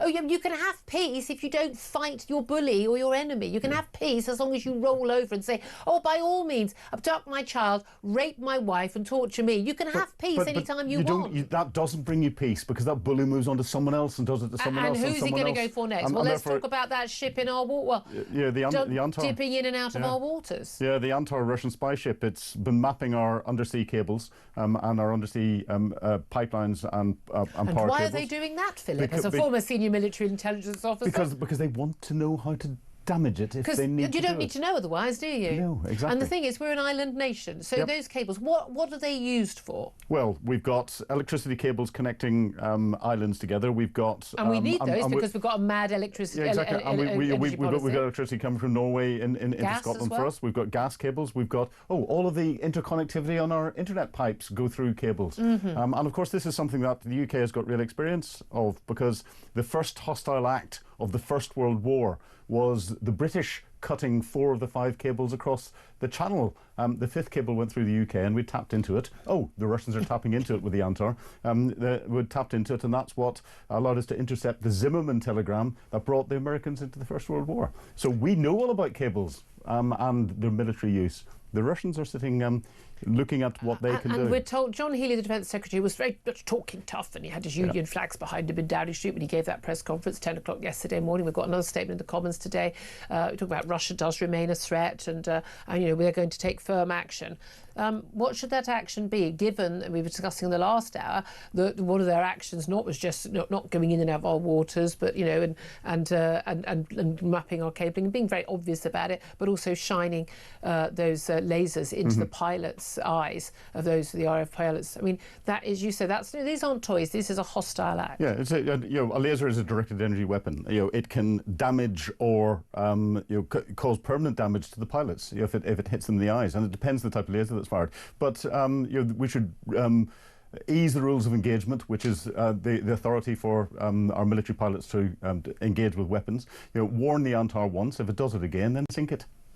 That's simple. Yeah, that's simple. Would that lead to war, or would that be would that be the sort of thing that would actually prevent things escalating? Yeah, because very the clear message would be loud and clear. There'd be stiff letters. There'd be stiff letters and expulsions of some diplomats, but the message would be clear: don't mess with us. Correct. We are serious. Yeah, Except Russia knows we're not serious. They are battle-hardened. They are ruthless. We are not serious. We don't, as we know from that report from the Defence Select Committee this week, we don't have the military. We are not able to defend ourselves or our allies. Well, we've got a military... Should we start something we can't finish? We've got a military that's got a good punch in it. But it's nowhere not near sustainable. Nowhere near where it needs to be for where the threat landscape is today. In terms of Russia invading Ukraine, if Russia had invaded us, we'd have been done by now. Yeah, a lot of people do that comparison, but we are part of an alliance, and therefore we're structured in such a way that we're not going to. Well, I've been part of NATO. I know how it all works. It's not ideal, but actually that alliance would come together in something like that. And I hope they'd come together for us. I'm not entirely sure that they would come together for the Baltic states, or I think Poland's our best ally on this front, actually. Yeah, very much so. The Germans seem to have woken up a bit as well, but there we are. I'd love to hear your thoughts on all this. 0344 499 1000 is the number to call. Let's also talk about Epstein. We're going to be talking about it later in this hour as well. Trump has signed that bill after Congress voted to release the Epstein files within 30 days. It could have been done before now. He said he was going to do it. He then didn't do it, made a big deal. There's been a big MAGA fight about this. Marjorie Taylor Greene and him have massively fallen out. I mean, she is a complete nutter, but she's right on this. I mean, nutters are allowed to be right occasionally, are they not? But, I mean, it is just weird that he didn't want to publish this. By all accounts, he really did terminate his friendship with Epstein, such that it did exist. Rich billionaires all know each other. They move in circles and eat in restaurants that we don't, go to parties that we don't go to, folks. They all know each other. But, I mean, how much do you think we're actually going to learn? Probably not an awful lot of new stuff, because the sensational stuff has come out. It's created the clickbait. Is that because it's not there, or is it because, as you were suggesting earlier, it's going to be redacted? I think there's a few shredders have been shredding stuff, and that shredded material has been burnt, and people are checking electronically that nothing exists elsewhere, and use. And who would be doing that? Well, CIA, FBI, who? It could be elements of government organisations. However, that would be unconstitutional. But yeah, they'd never do that. But they've got a history of doing that sort of thing. So it would be different agencies and trusted people within those different agencies that are doing it, i.e., trusted by people that might be in the files and don't want those details out. Very interesting. But there's a lot of money. Private companies could do that. Some of the people that are potentially named, and we've heard Elon Musk's name mentioned with it. He could do this. He doesn't need any government structures if he thought he was in there. People know how to do that. And we were discussing earlier, there's a lot of very important, very very, very, very, very, very, very, very, very wealthy people who may be implicated. And again, the thing is, again, we must never forget what we really are talking about is young teenage girls being raped, children being trafficked abused. and raped. Yeah. I mean, it's no different to the grooming gangs in that sense. It was just in a posher place. It wasn't above a kebab shop. Yeah. It was on a fancy island. It was the same deed. Yeah. It was the same deed. It's just extraordinary, and it always amazes me. And again, the same with the grooming gangs here. Same with paedophiles who target individually. The priests who do it, or other people, teachers. Same as Epstein. And Ghislaine Maxwell. They know who to target. Yep. They know to target the children who are vulnerable, the children who've already been victims of neglect or abuse at home, kids in care homes, but just with parents who just aren't doing the right thing, and it's so evil. It is evil. It's evil personified, and therefore anyone that is mentioned in it, I'm sorry, including Andrew Windsor, it should be dealt with permanently. Bye. I mean, again, even never met her. Of course, never met her. Gave her 12 million quid. But again, in 17, if there was sex, I'm not saying there was, Andrew. Although I'm not sure you could really sue me. Really, I don't think your reputation's got anything left to defend. But if you've had consensual sex with a 17-year-old, she was the same age as your kids. You're just a disgusting human being. Full stop. End of. And why did you think she wanted to have sex with you? No offence, mate. Some sort of fat, sweaty, or wasn't he? He doesn't sweat allegedly. The whole thing. But anyway, let's talk about other stories. Nearly 500 migrants a day signing up for benefits. Now we've got 1.3 million foreign nationals in this country able to get benefits, signing up for universal credit in this country, which you only get if you're on very low income and not in, you can have it if you're in low paid work, or if you're not working. The amazing thing is most people who sign up for universal credit are in work. Most people who are on universal credit are not in work, because basically it's a benefit that basically says it's all right, don't bother. Simple thing with migrants and benefits. Migrants should benefit this country. If they have to take benefits from this country, they should be sent Here's your ticket. home. Off you go. Bye. What do you make of Shbana Mahmood, Home Secretary, has been talking again today in media interviews about paying migrants who shouldn't be here to go? And I mean, we've been talking about 500 quid for the Epping sexual assaulter from the Bell Hotel who was convicted, the Ethiopian, to keep him on the plane and not make a fuss. They've been getting routinely up to £2,000. There's now talk of, I kid you not, like 25 grand. It's disgusting. It's ridiculous. Paying people to leave. But by definition, if they're willing to leave for 25 grand, they're saying that where they're going is safe. In which case, strap them in the seat of the plane and take off. They're lucky we land the aircraft. I'd give them a parachute and just chuck them out. Yeah, there you go. Your work. Yeah. But it's just... I can understand the whole, it is cheaper for us to do it this way than have them carrying on staying fighting. But it's the principle. It's the principle of the thing. And that's 25 grand. That is our taxpayers' money that's going to someone who's come into this country illegally. Whilst we have veterans who are living on the street, in the doorways of these migrant hotels because they can't get any accommodation, they're not been given any money, and they're dying because of it. It's disgusting. It's immoral. It really is. And again, this whole idea, well, how do you get on the planes? I mean, I'll volunteer. I'm not that strong, but I'm willing to go and lift some more weights to try. Yeah, we've got big burly people, and you stick a gun in the back of their head. But again, how is it that the Americans are able to deport people? How is it, the Egyptians, when you had all those lunatics who went to the Egyptian, the Rafah border, the Rafah crossing, how are they able to get rid of people? People will do what they're told. We put them in handcuffs, we put them in chains, we stack them up, we chuck them in if necessary, and then chuck them out the other end. I've got no issue, and I've got no issue with doing it myself. No. And where are you on the? But we can't deport children. It's like, what would you? My thing is, so what do you want to do? You want to separate them from their families? Well, of course they should go with their families. The children should go with their families, and if we don't deport children here illegally, the criminal gangs will then start to weaponise even more children. They will literally be buying children to give to people, put on the boats, claim to be your child, and we know that they've already done that. We know that they have already done that. So these do-gooders who go out and think that they know what they're talking about, and they're looking after the human rights of these people. They're not. They're fueling the criminal gangs, and they're creating the problem. But again, their problem is they start from this idea that all these people are totally legitimate and are desperate. Yeah. Well, I mean, they're just not living in the real world. I think we need another new law that comes in, that everyone who turns around and tries to protest against the deportation of all of these, it's their houses that they should be given refugees to stay in, and it should be mandated. Have a good time. Hope that works out well for you. Have 4 families to your 4-bedroom house. There you go. Exactly. Or you can pay for them. Yeah. Here, seriously, why don't we have a deal, honestly, where it's just like, right, if you agree, if you want loads of people here claiming benefits, you pay for them. Living asylum, okay, you sign up. We'll have a list of people. We'll have a website, right? Personal tax. You can sign up to it, and you can all pay for it. Yeah. Have a great time. But I have a funny feeling that if you ask people, they don't want to. So if you're not going to put your money where your mouth is, if you think these people are so desperate, you think we should be doing this wonderful good thing, then do it. We saw with Ukraine. We saw when women and children needed somewhere safe to go, when it looked like that Peter was going to be going straight across the country.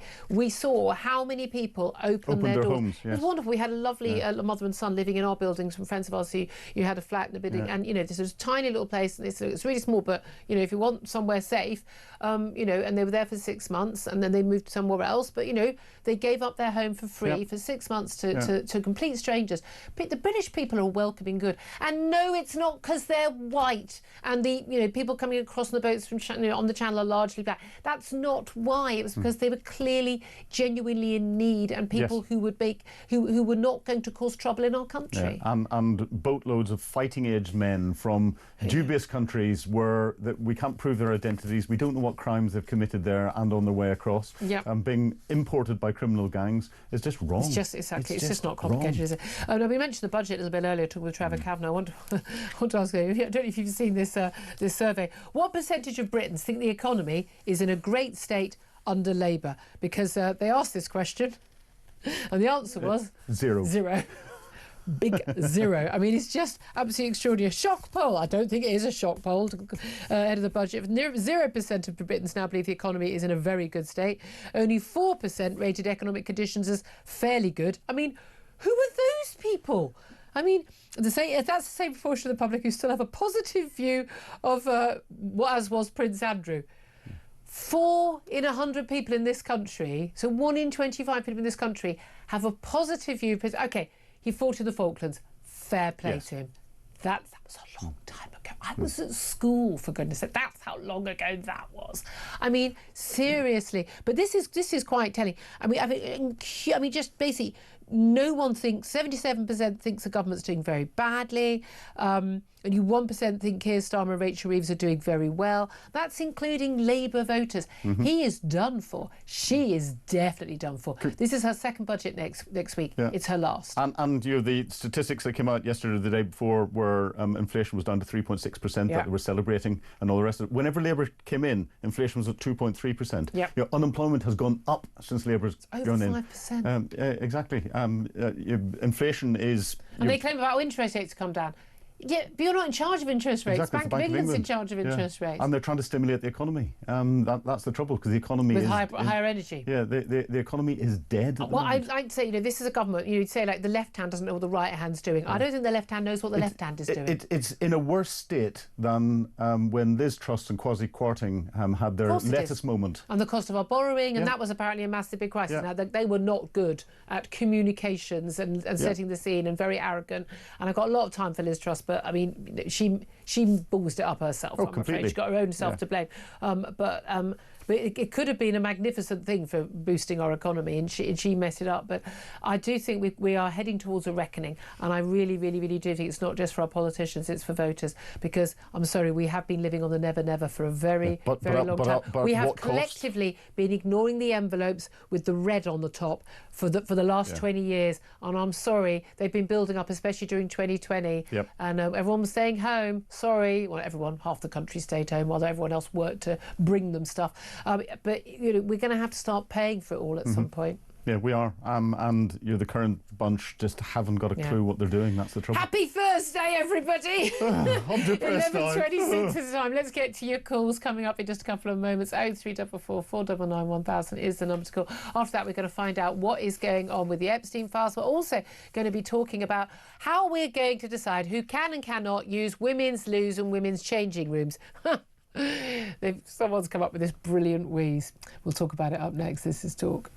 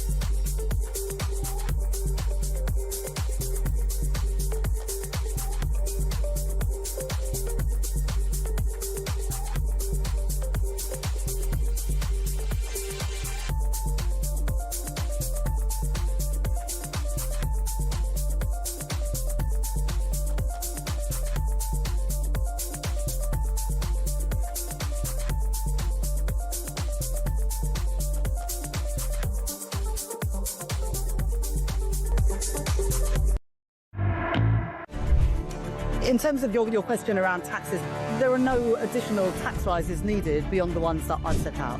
Don't need to increase taxes. I'm not coming back with more borrowing or more taxes. I will not increase your national insurance. I will not increase your VAT, and I will not increase your income tax. We don't need to come back for more. We've done that now. We've wiped the slate clean. The economic circumstances have declined, deteriorated since a year ago. We are having to look at taxes and spending. Across the UK, on DAB+, on YouTube, on your mobile, and on your side. This is Talk. Good morning, welcome back to the show. 11:29 is the time. Let's get to your calls. 0344 499 1000, and whatever you want to talk about. There's calls coming in about Ukraine and Putin. Stephen is in Manchester. Good morning. What do you want to say? Oh, good morning, Julia. I would like to say that war is always very bad for the demography of a nation. But when you look at both Ukraine and Russia, they've got extremely low birth rates in the first place prior to war. Secondly, they've got unimaginably large abortion rates. And thirdly, now they're literally wiping each other to extinction. Losing the young men, Yeah, and the issue here is that all that you fight for, there'll be nobody left to enjoy it. I mean, as long ago as 1916, David Starr Jordan wrote his book, which I've read, The War and the Breed. How we obliterate the blood of a nation, its identity and its culture, by killing off in droves the young men. So I want to say that Russia and Ukraine, whatever, are literally mad, quite mad, to continue. Well, no, Ukraine's not mad. I mean, Vladimir, I mean, the people fighting are conscripts largely on both sides, but Ukraine's not mad. They're trying to save their country and their families. Yeah, but my point is the damage being done. But you've got to think of the damage. You got to, it's not an insane war for Vladimir Putin. It's a way of shoring himself up, isn't it? You know, you're always at war. That you can justify a lot of things you do as a leader, but Ukraine doesn't have a choice in this other than complete surrender. I mean, one thing that both sides have been guilty of, I've read about on several occasions now, is where troops are captured, the brutality, they're castrating each other.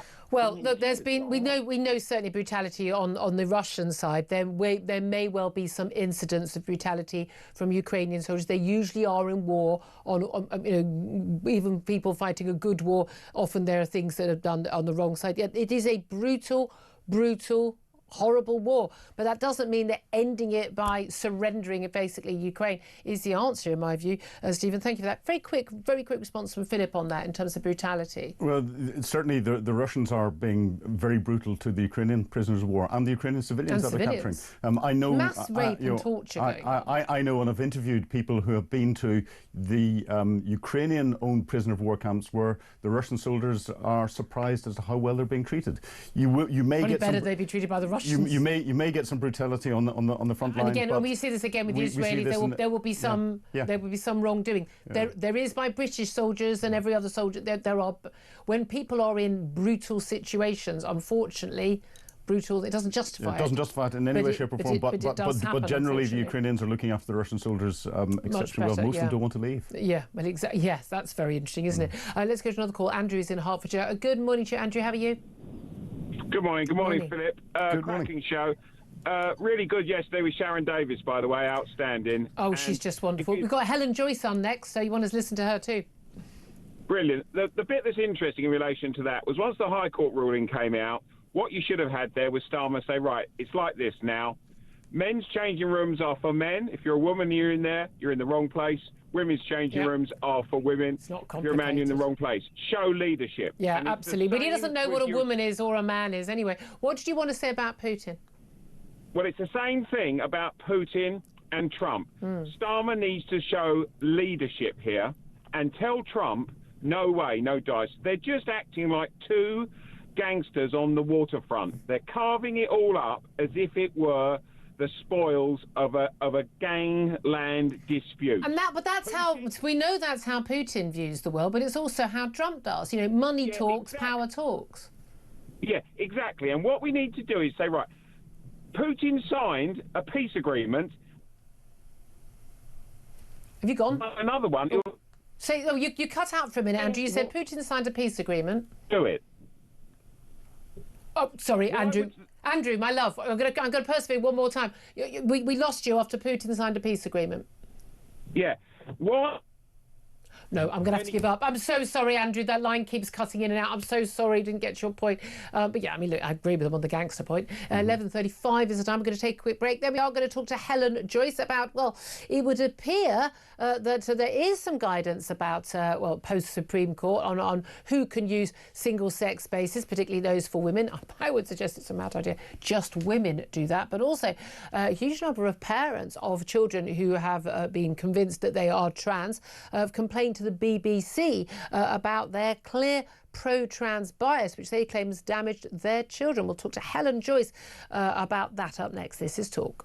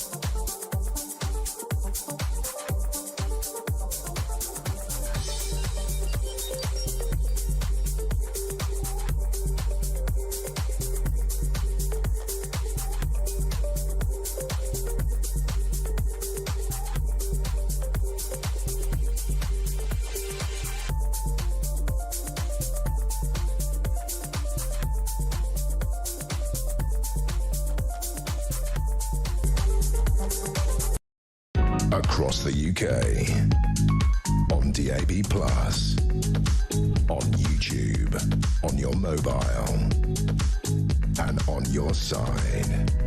This is Talk. Good morning, welcome back to the show. 11:37 is the time. Well, let's talk trans, as we often do on this station. We'd love not to ever have to talk about it again, but until it's resolved in terms of how it impacts on women's and girls' rights and safety, we're going to carry on. And we're joined now by Helen Joyce. She's the Director of Advocacy at Sex Matters, also of the brilliant book Trans, Gender Identity and the New Battle of Women's Rights. Morning to you, Helen. Hi, Julia. Lovely to talk to you. Thank you very much. Now, there seems to be quite a big sort of fight back going on. We had Sharon Davies on the show yesterday, basically pushing for, basically moving men who claiming they're women out of women's sport, quite rightly, following that Supreme Court ruling. And I know you were there at the Supreme Court in April. Everyone was celebrating. It's all sorted. We've still got an ongoing issue. But something has emerged in the Times, which is the guidance that we were waiting for from the Equalities Commission in terms of how we should interpret this not change in the law, i.e. that single-sex spaces are based on your biological sex and not what you feel on a Wednesday afternoon. What has this report suggested and what are the implications? So the EHRC, the Equality and Human Rights Commission, has a duty to produce statutory guidance that's meant to give you like case studies and examples and answer common questions about the law. They don't write the law. The law is clear. The Supreme Court has said that. And they, to their credit, have said that repeatedly. Don't wait for our guidance. Act in accordance with the law. Yeah. Anyway, they had to update their code of practice for service providers. They did that. They had a consultation about it. They sent the final version to Bridget Phillipson, who is the Minister for Women and Equalities, and she has been sitting on it for 3 months with absolutely no sign of when or if she is going to put it before Parliament. Because everyone's been saying, let's wait for this guidance, but it's there. It's sitting there. It's sitting there, but anyway, you shouldn't be waiting for it. The law is the law. Like, it's no excuse that there's guidance coming. And anyway, and the law hasn't changed. The Supreme Court just said, no, it is the case, and it has always been the case that that sex-based rights are based on biological sex, not anything else. Yeah, but what people thought was that it was about your paperwork, and a lot of people thought that they had to do self-ID for inexplicable reasons. So a lot of people did have their policies wrong, and they should immediately act to come in line with the Supreme Court. But also this guidance that Bridget Phillipson is holding on to is only for service providers. It's not for employers, and it's employers who are saying we have to wait for it. Who do you mean by service providers then? Oh, people like shops and gyms and council-run swimming pools and things like that. Places where there are changing rooms and toilets and so on, but not employers. They're two different. They have slightly different legal requirements. Yeah. And so Bridget Phillipson has this. She hasn't said what she's going to do with it. Anyway, it's been leaked. It's been leaked to the Times. And it does sound, from what we know of it, I haven't seen it, I should be clear, that it is very common sense. That what it's saying is, if somebody that you can see as a man tries to come into the women's, you've every right to challenge them. Use your eyes and ears and your common sense, which is what we always did before all of this madness anyway. Yeah, well, exactly. We used to challenge them because we knew they were wrong, and because men, no right-thinking man is going into a woman's changing room for obvious reasons. Doesn't belong there. Because there had been a talk about, well, what are you going to do? Ask for people to produce their birth certificates or their passports. But the guidance actually apparently points out, well, you can't do that because, of course, these are no longer factual documents because someone can get a document saying they are a man or a woman when they are the opposite. But more than that, I mean, we know who's male and who's female. I was trying to think this morning if it had ever been the case in my entire life that I was confused about the sex of someone who was in the same bathroom or toilet as me. Literally not once, and I'm in my 50s. I'm able to tell what sex people are because I have normally functioning eyes and ears. So everybody else can do that too. And in the very, very rare occasion that, for example, a very tall, slim woman with short hair who's wearing a suit gets challenged, she can just turn around and speak and her voice will make it clear immediately and the other person will say, oh, I'm so sorry. Yeah. When a man comes in, we know. And also, again, if she's not behaving in a way that people feel intimidated by and is worrying, watching people, then people won't be worried anyway. And there may be some men who are living as if they believe they are women, who may be quite petite and feminine by appearance, and again that's not going to be an issue. I think again this was always how it was, and it's not an issue. But at the end of the day, if you're a woman, you can use women's bathrooms. If you're a girl, you can use girls' bathrooms, and if you're a man, you can't. And everyone knew that rule beforehand. But you've got the likes, the Eddie Izzards and others who say, oh, when I'm wearing heels, I'm a girl, and when I'm wearing flat shoes, I'm a boy, which makes me a boy today. That he can choose, and how he's basically shouted at women who've said, you have no right to be in this bathroom. He was breaking the law. He was breaking the law, but I have to say the little petite ones who pass are as well. They shouldn't come in. Everyone knows their own sex. Everyone knows their own sex, and trans people can be expected to follow the law and the rules like everybody else. Here's the clue. If you're having to use the word trans, I mean, there's the clue, isn't it? You're either a woman or you're not. It's very simple. I mean, look, we have got a Prime Minister who wasn't entirely sure until the Supreme Court, so I'm not entirely sure that we can trust that. But let's talk about why we've got into a lot of the mess we've got into, and that's because basically so many, not just the NHS, our schools, and much of our media, social service, you name it, have been absolutely infiltrated and taken over by trans activists, Stonewall, mermaids, the lot, fully signed up to it. And we've got a very interesting court case now with hundreds of parents. They're from an organisation called the Bayswater Support Group, representing 650 mothers and fathers of primary school-aged children and teenagers who believe they are trans. And they have accused the BBC of damaging their children with what they call a constant drip feed of one-sided, pro-trans programmes, and they're calling on Ofcom, the broadcast regulator, to launch an investigation into their coverage. And their complaint is that senior BBC managers, including Jonathan Munro, he's the new head of news, interim head, had dismissed their concerns and failed to take them seriously. I mean, this is a very interesting development. Yes, it is. I'm not sure we're at the court case yet. I think their lawyers have written to Ofcom. Oh, right. But I mean, the evidence is absolutely clear. Like, anyone who's been watching has known this for years. The BBC has pumped out propaganda about trans issues aimed at children. It has, for about 10 years now, it has produced material that has uncritically suggested that people have gender identities. There are dozens of genders. You know, it's great to be trans. They've suggested that a boy who isn't allowed to play in girls' sports might consider suicide if he isn't allowed. They tell girls to be kind. They don't talk about the risks. They had loads of cheery articles about puberty blockers, very slow and late to talk about the harms, incredibly one-sided. And the expression the Bayswater parents use, a drip feed, it's exactly that, a drip feed from what is meant to be our trusted broadcaster that we pay for compulsorily through the licence fee. And it has harmed not just the Bayswater parents' children, but all children, because it's all based on stereotypes and it's all lies. Yeah, I mean, that's it is all lies. And they didn't put two sides and say the two sides of the debate. There's actually only one side of the debate that is fact-based. But again, this wasn't just in, you know, what children are seeing, and we know what they're seeing on YouTube and the like is absolutely horrific. And girls going, I was really miserable and depressed, and then I cut my breasts off and now I'm happy. I mean, they are literally seeing videos like that, and that's why they're binding their breasts and thinking this is normal. But again, if you're told that being a good person is welcoming of this and it's normalised and seen as an okay or even a positive thing, what a surprise, then that is what happens. But we know the BBC's been doing this on off-scale, industrial scale level, you know, whether it's down to drag queens in everything. A news report about a single mother struggling with her weekly energy bill or food bill, and it's a trans identified man as opposed to a mother. By definition, he couldn't be a mother. Who they've chosen to interview on Women's Hour, supposedly, Women's Hour representing women's rights and safety and concerns. The biggest single threat to women, new threat that comes about is trans rights. You wrote, a groundbreaking book on it, trans. You weren't invited on once. I mean, we know what their bias is. Yeah, I mean, it's propaganda. Honestly, it is propaganda. I find another word for it. I mean, they invite on men who write books about being women that are just insulting stereotypes. Yeah. What it feels like for a girl, one of them called his book. Another one called it a heartbreaking work of staggering penis. They're both invited on and given these patsy interviews where the interviewer just sucks up to them. They didn't get me on to talk about my book. Nope. They got Kathleen Stock on because she was fired from the University of Sussex, but not to talk about her book.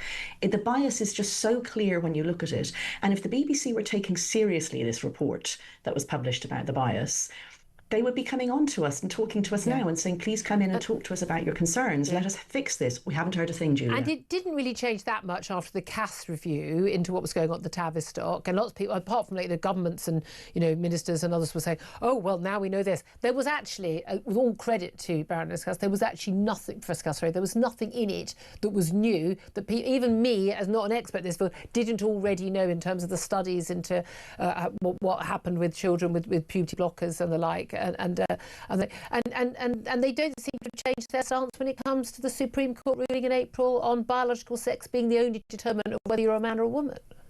Well, they're still saying the toilets in their own newsroom are to be used on the basis of self-ID. I mean, until they change that, I don't believe they've changed at all. It's just shocking, Julia. 10 years, it's more than £1 billion a year. It's our money, and they've been harming women and they've been harming children, which is the worst bit about all of it. Oh, the harming of the children. It's unforgivable. If you're on the side of the people giving drugs to ruin children's bodies and lives and minds and to mutilate their bodies, you're on the wrong side. It's as simple as that. Helen Joyce, you've always been on the right side. Thank you, as always. Really appreciate you coming on the show as well, from Sex Matters, and the author, of course, of Trans. It's a brilliant book. I cannot advise you. If you've got a kid who thinks they're trans, there are no such things as a trans kid, seriously, read this book. It will help you. It really will. Philip Ingram, I mean, look, is this all just madness, isn't it? I mean, but again, the BBC, they genuinely, if you say to them they're biased in this way, they look at you like you're mad or a bigot. Yeah, this is a tiny minority that's occupying too much time and taking up too much oxygen. I want to never talk about it again. And what really gets me is, we've got doctors who you swear to the Hippocratic Oath that says do no harm, who are mutilating people. They're not treating what is behind someone saying I feel as if I'm in the wrong body. They're treating it with surgery. That has to be wrong. Oh no! And also, you get told off if you give anything more than Calpol to a kid, but no, give them puberty blockers. That will work out fine. It's just incredible. I'm still blown away that this happened for so long, and I'm so glad we were talking about this. 10 years ago, we really were. 11:49 is the time. Up next, going to talk about what we're going to be talking about quite a lot of in the future, and that's the Epstein files when they are finally published. But what's going to be in them? Well, we'll ask Freddie Gray from The Spectator. This is Talk.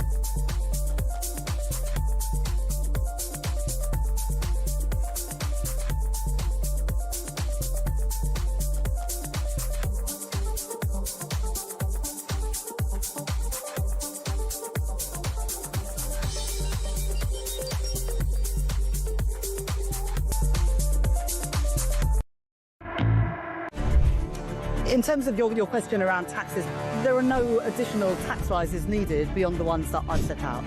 Don't need to increase taxes. I'm not coming back with more borrowing or more taxes. I will not increase your national insurance. I will not increase your VAT, and I will not increase your income tax. We don't need to come back for more. We've done that now. We've wiped the slate clean. The economic circumstances have declined, deteriorated since a year ago. We are having to look at taxes and spending.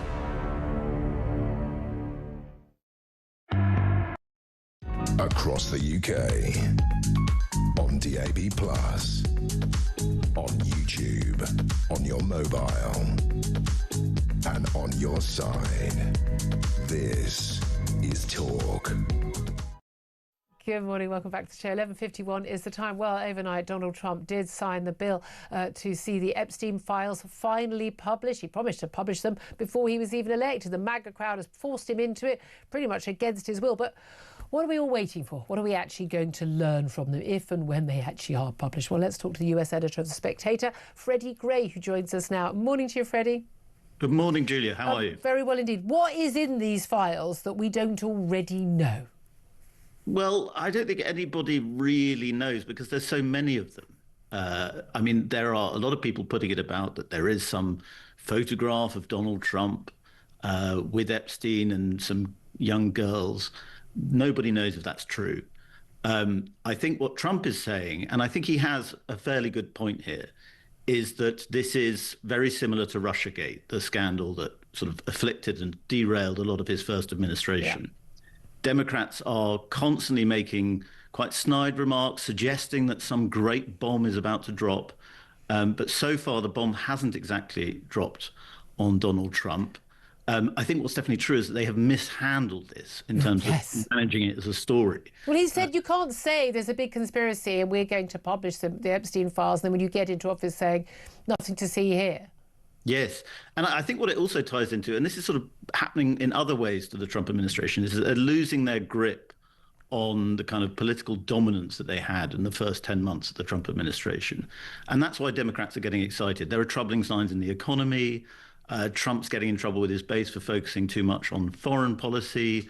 The base are obviously very interested in this Epstein story because it taps into a kind of neuralgic issue for the populist right, which is there's a global elite that do terrible, terrible things, and they get away with it because they're rich and powerful. And that ties in with all the conspiracy theories about Hillary as well, Hillary Clinton, the QAnon, doesn't it? But I mean, look, we know that there are big names linked to Jeffrey Epstein. He was a very, very sociable, very rich man. He was a billionaire. He owned the biggest, his expensive house in Manhattan. He had an island. He flew people around. He was, very generous, giving money to, the Duchess of York and come and stay in my house. But the reality is, from some what I've looked into and what I've seen from the documentaries about Jeffrey Epstein, you could not be around him and not know that there were at all times a whole bunch of young teenage, really pubescent girls around, and you must have gone, that's weird. I mean, if I walked into a man's house and he didn't have a teenage daughter, I'd wonder why there were a load of teenage girls in his house, wouldn't you? I think I probably would, yes. And then walk straight back out again. Exactly, of course I would. The extraordinary thing is the birthday book that we've seen, the 50th birthday book that Ghislaine Maxwell lovingly prepared for Epstein. And all the contributions from all these people, and it's a range of people, from family members to very rich businessmen to senior politicians, including Bill Clinton and Donald Trump, it seems, allegedly. He denies it, yeah. Denying it. And the amazing thing about the tone of the book is how sort of glibly they refer to Epstein's predilection for very young women. And it was just sort of thought to be a bit of a joke among them. And of course, that just sounds so odd to us now. As long as it's not their daughter. And again, a lot of people might say, oh, different times, pre-Me Too and the like. It's like, yeah, I don't remember there was ever a time where we thought it was okay for men, middle-aged men, or anyone over 16 to be trafficking and having sex with, vulnerable girls who were aged 14 or 15. Pretty sure that was always considered a bad thing. But this is the thing, there are so many conspiracy theories around this, about who's going to be, I mean, there's been talk about Bill Gates and that his wife has said, Melinda Gates said, one of the reasons why she broke off their marriage was his relationship with Jeffrey Epstein, to which a lot of people may read a lot of things in there. But there's no doubt at all, there are a lot of people who would have known Jeffrey Epstein socially and had photos with him at their clubs, at the parties. Doesn't mean they were involved in any wrongdoing. A lot of people flying on his planes. Clinton, I think he's admitted, Bill Clinton, he flew on his plane, but he didn't go to the island. But if you stayed in his house, if you were on his island, I don't know how you could have not known what was going on. Well, that's it. And I think that the thing that really sickens people about the story is this kind of, for other people it's wrong, but for us we get away with it. And that's the sort of... we could do what we want. In the emails. And yes, and actually, if you look at the emails, a lot of it is talking about media narratives. They're always talking about, Epstein was constantly communicating with senior Democrats or senior anti-Trump figures about how he could offer them something. He could help them. Yeah. Because, he can control the story. Yeah. He was trying to use it himself for leverage to maybe get himself off the hook and so on. So I think this is what's really sick about this story. And I think that's why it keeps bubbling on, because even though we might not get there, and I think the really fascinating stuff, which is very hard to prove and no one quite knows what it is Epstein's possible links to intelligence agencies. Well, there've been allegations that, he was basically the reason, he wasn't blackmailing people and that's how he got away with it. It was actually, the CIA, the accusations was, and also, of course, Mossad. There's always an Israeli link, isn't there? We don't know whether, how much that's a conspiracy theory or not.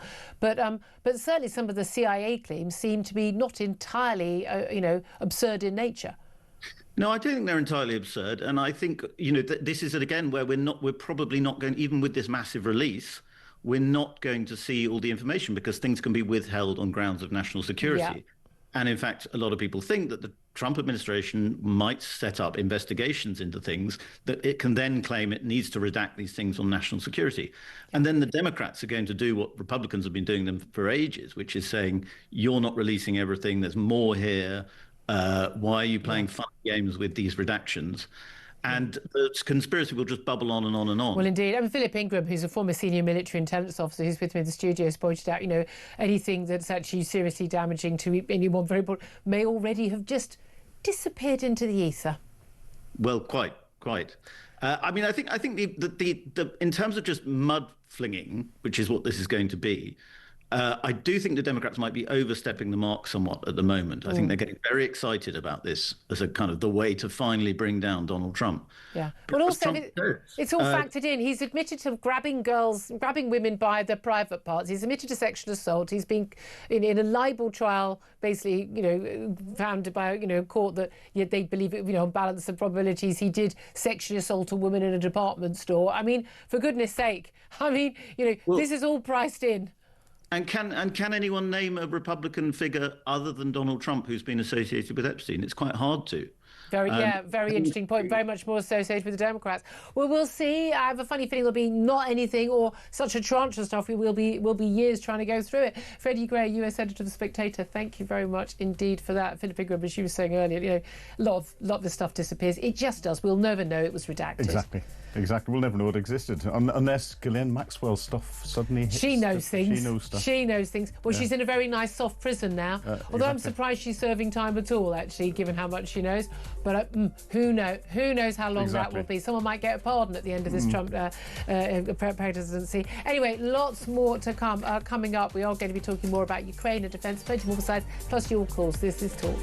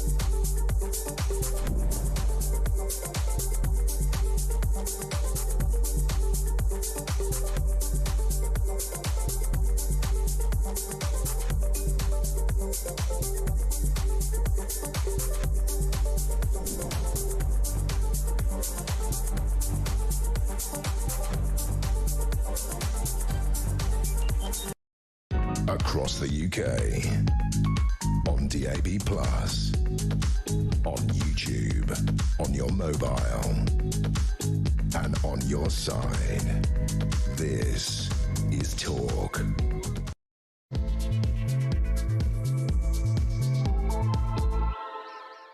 Afternoon, welcome back to the show. Thank you so much for your company. This is Talk. We are the home of common sense. I'm Julia Hartley-Brewer. Whether you're listening on DAB+ radio, on your smart speaker, whether you're watching on YouTube or your connected device, great to have you on board. If you miss anything from the show, do go to my YouTube page, the Julia Hartley-Brewer Show. Hit subscribe and you never have to miss a thing.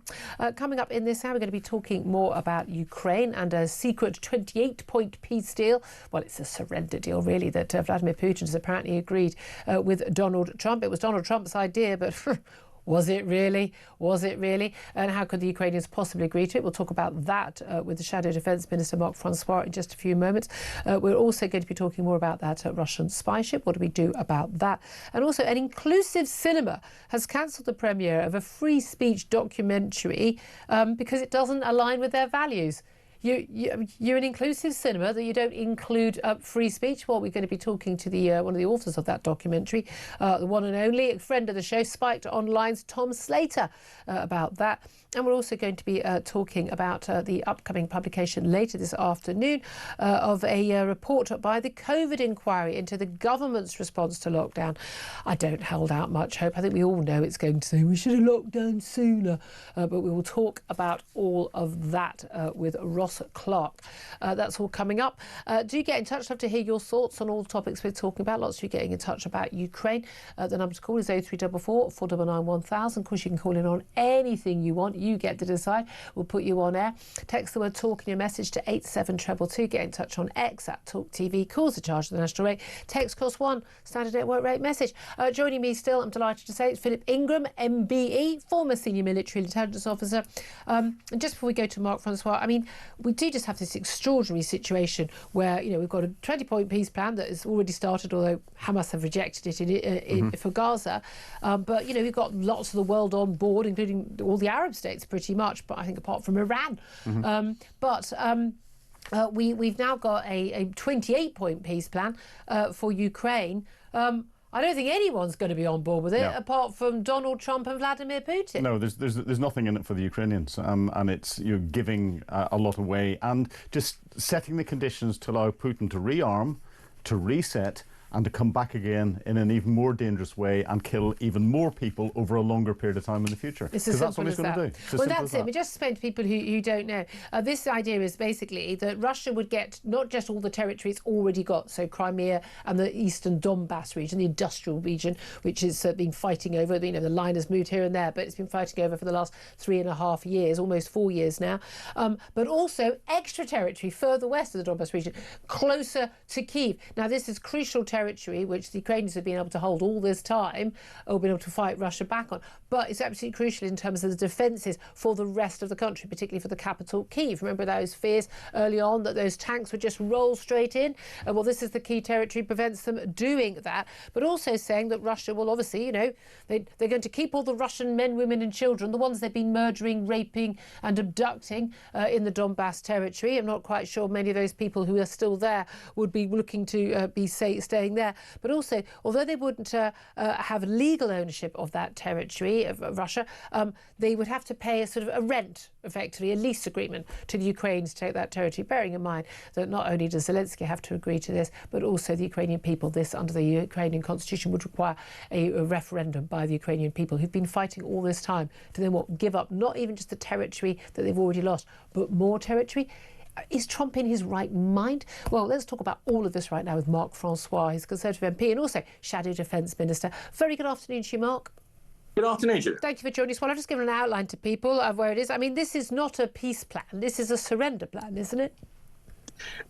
There are definite risks here. Within that Donbass region, there are a number of what are called fortress towns, where the Ukrainians hold them and have held them at great cost because they have commanding terrain. Yeah. If they had to give those up, then behind them is a lot of sort of open country. So Zelensky, I don't think, will give those towns up. And I think his military will be desperately against doing it. Yeah. So even though the president is trying to push this agreement, I'm not sure that Zelensky will feel that he can sign up for it for very sound military reasons. Well, indeed. I mean, again, as Philip Ingram and I have been discussing all morning, this isn't a deal just for like the Donbass region, not even just a deal for your territory, you know, freezing it as it is and just sort of, you know, for the love of God, let's just stop the mutilation and the death, but actually giving Russia more territory than they've been able to conquer already, but crucially paving the way for Russia to rearm, to send their soldiers back for a break and then start again, battle hardened, and then in a few years' time come back for more, which is undoubtedly what he would do. I agree with you. And as one example of that, the Russians' most modern tank in main production is a thing called the T-90. And their tank factories are building those tanks in 3 shifts. Yeah. But they're not being sent to Ukraine, they're being stockpiled. Interesting. And you have to ask the reason why. And if you go to the Baltic states or you go to Poland or you go to Finland, they will tell you why. So in Poland, the official policy of the Polish government is to prepare for war. They'd rather deter it, but to be prepared for war with Russia within 3 years. Yeah. And they announced that policy 6 months ago. So basically, the further east you go in NATO, the more clear-eyed people are about it. Absolutely. And we've been debating this in the Commons recently, and the Defence Select Committee, so an all-party committee with a Labour chairman, Tan Desai, produced this report just yesterday. Yeah. And it basically says that the government are proceeding at a glacial pace, their words, we're not in terms of our defence preparation. We said categorically, we are not ready. We're not able to defend ourselves or our allies. I mean, that is Correct. a fundamental breach of our NATO agreement, for goodness sake. Well, yes, the problem is, Julia, the government has said a great deal about new money for defence. Yeah, it's chicken feed. Well, most of that money, having looked into the detail, that's my job, most of that money doesn't start to turn up until about 2027, 28. Good luck with that.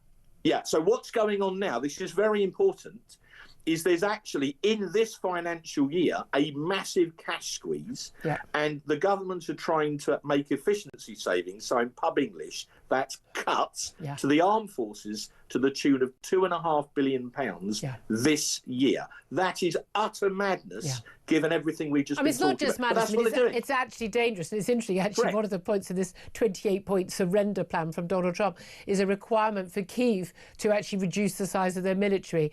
I mean, there's a giveaway if ever there was one, but we're going to do it for free for Vladimir Putin.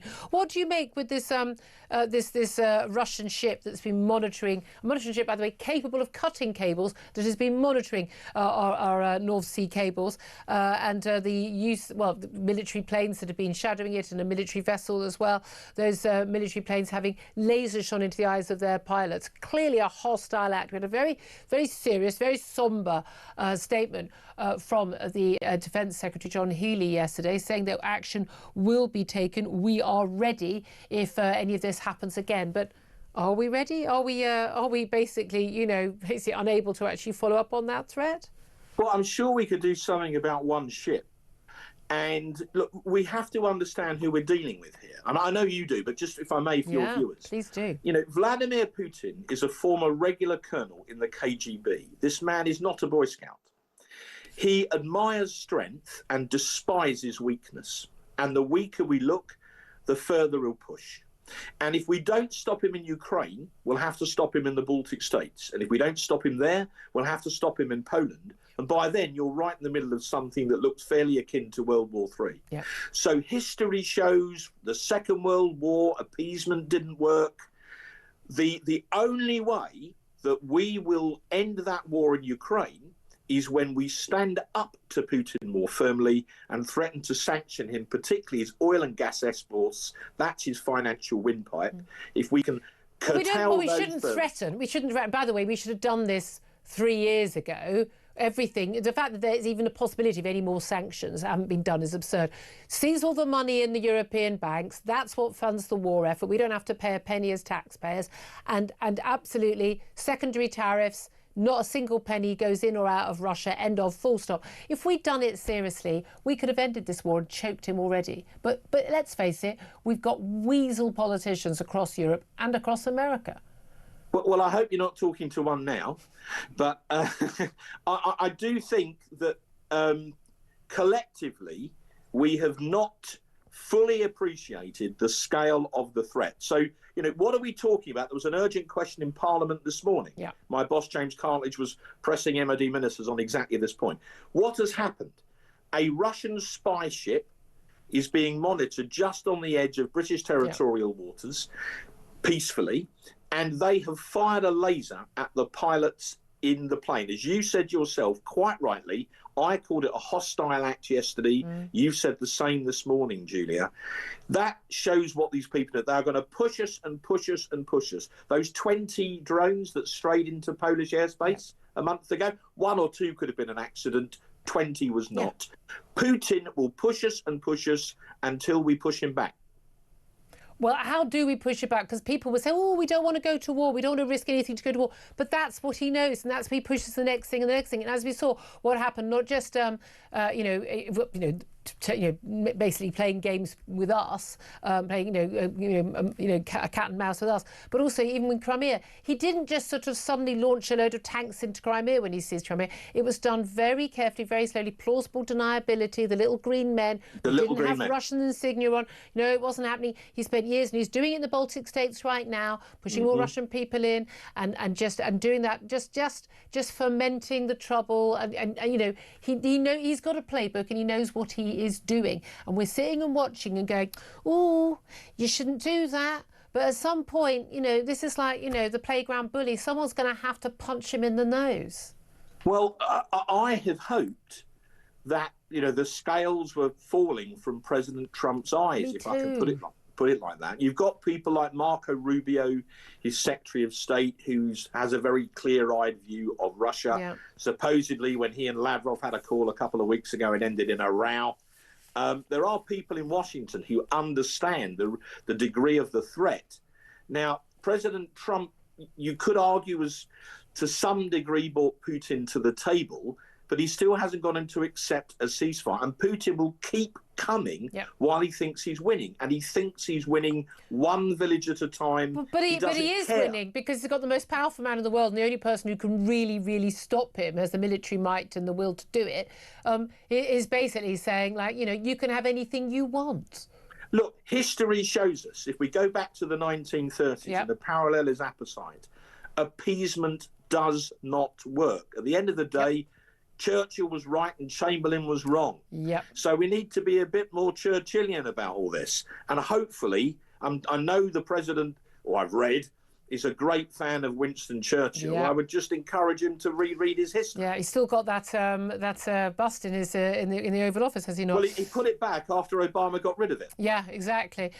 Let's also talk about issues closer to home, and this is SAS soldiers who've threatened Labour with legal action over their Troubles bill.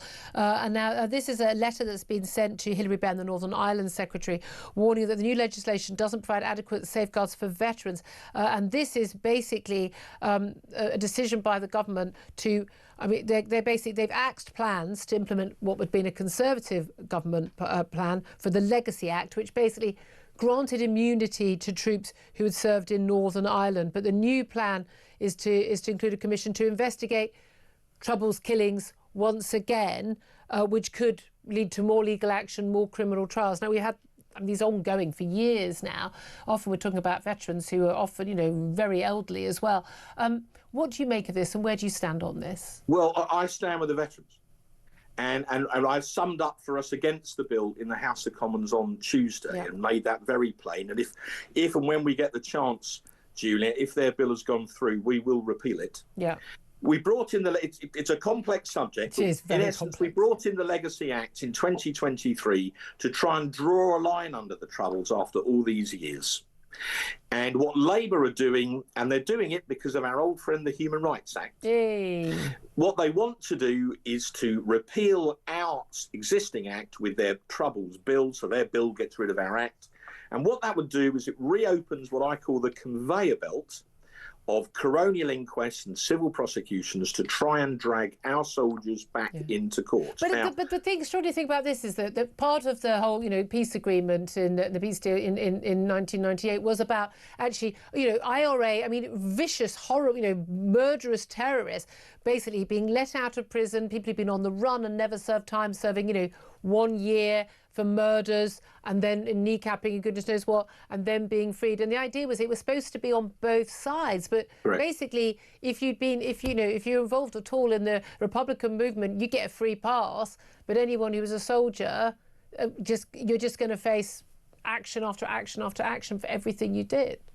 Yeah, it's two-tier justice. We now know that when, after the Good Friday Agreement, there was a secret deal between Adams and the Blair government to give the so-called on-the-run paramilitaries what were called letters of comfort. This was kept secret. Of course, none of our soldiers ever had such a letter.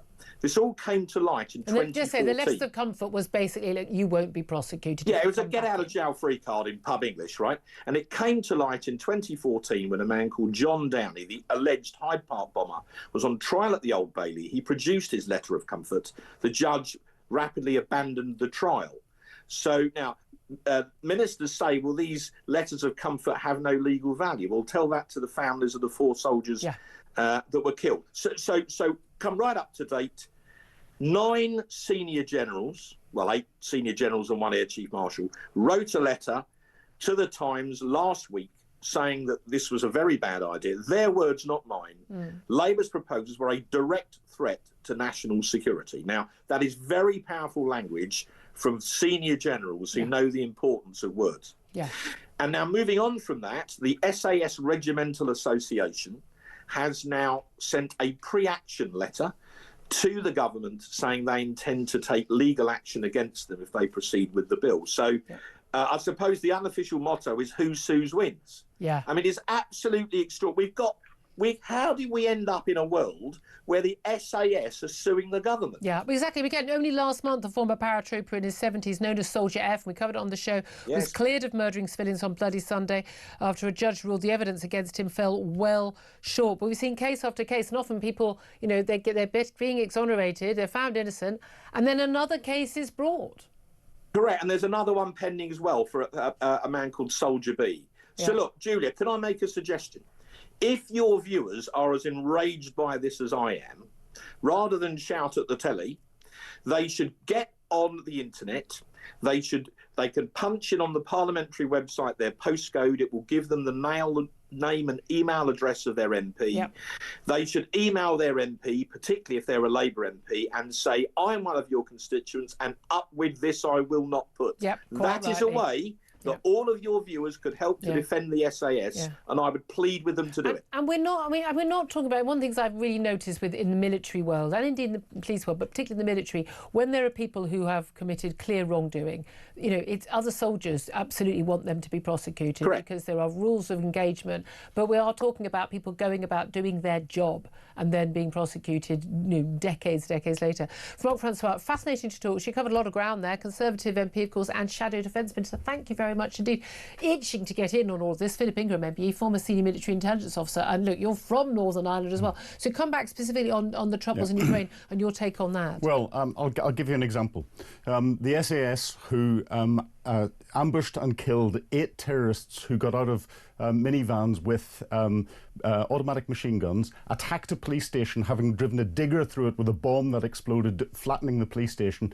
The SAS soldiers who killed all of those terrorists in an ambush are being investigated for that. For criminal investigation. Whereas there is no public inquiry into the deaths of 12 innocent people, and 63 people got injured in the Inniskillen Poppy Day bombing. And you know, but that again, shows where the these priorities soldiers who were ordered to go and do their job. To prevent the loss of life, ultimately. And terrorists who had clearly got out of a van with an intent to kill people because they had automatic weapons in their hands. It's always a giveaway, that, isn't it? Exactly. Always a giveaway. And there was a big bomb in a digger beforehand. No, there is an argument, isn't there? And again, it's that argument about, you know, when you're dealing with military, you know, with insignia representing their country, and dealing with terrorists. You know, we hold our our soldiers to a higher standard than the terrorist scum, whichever terrorist scum they were, whether they're Hamas or whether they are the IRA, and yes, they are scum.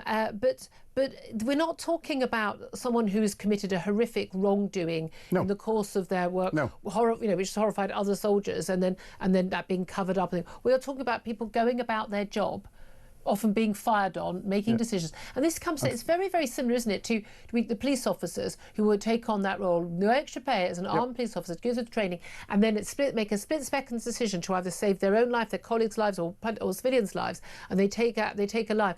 And then they face a murder investigation for doing their sodding job and keeping us safe. And again, the last few that have come up, I mean, I've said every time, when you shot Mark Duggan, your very other case, and literally, I would like to meet you, I want to shake your hand and thank you for keeping us safe. And you know, if these murdering terrorists were not taken out, they would have killed other people. And the majority they kill are civilians, and the majority they kill are Irish civilians from north and south of the border. And you know, the terrorists that in Loughgall in particular was the organisation that killed most Catholics in Northern Ireland. So people, history's been rewritten, and that's the trouble. Our government is allowing the terror organisations and the political representatives to rewrite history. Yeah, and again, the fact that basically a free pass has been given to anyone who is involved in the troubles on the other side. Yeah. It's basically the terrorists. Well, we've all moved on. It's shocking, and I get. I don't know why anyone would stay in the military. Genuinely, we wonder why we can't recruit people. They're leaving. Why would you? That's the trouble. They're leaving. Well, a lot of these, they're elderly men. Imagine, you fought in the troubles. You helped, keep people safe. You did your best, and no one's perfect.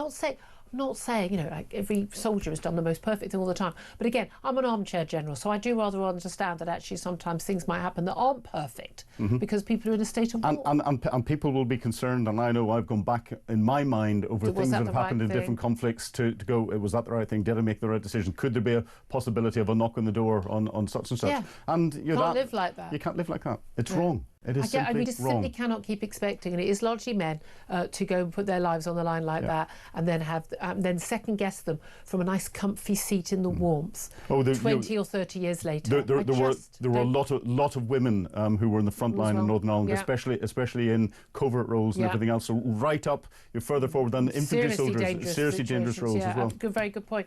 Love to hear your thoughts tonight. If you want to get in touch, 0344 499 1000. I'm going to get to your calls up next. This is Talk Up.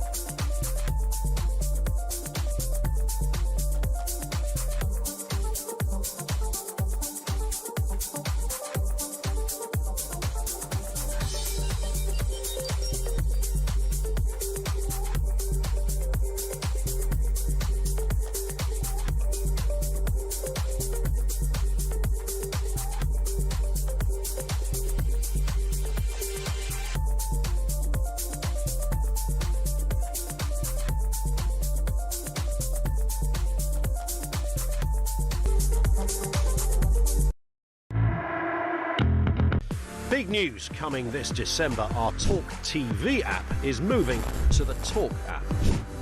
You can watch, catch up and listen to all your favourite shows and podcasts anytime, anywhere, all on the Talk app. From Monday, 1st of December, the Talk TV app will no longer exist, so don't miss out. So head over to your App Store or Google Play and search Talk now.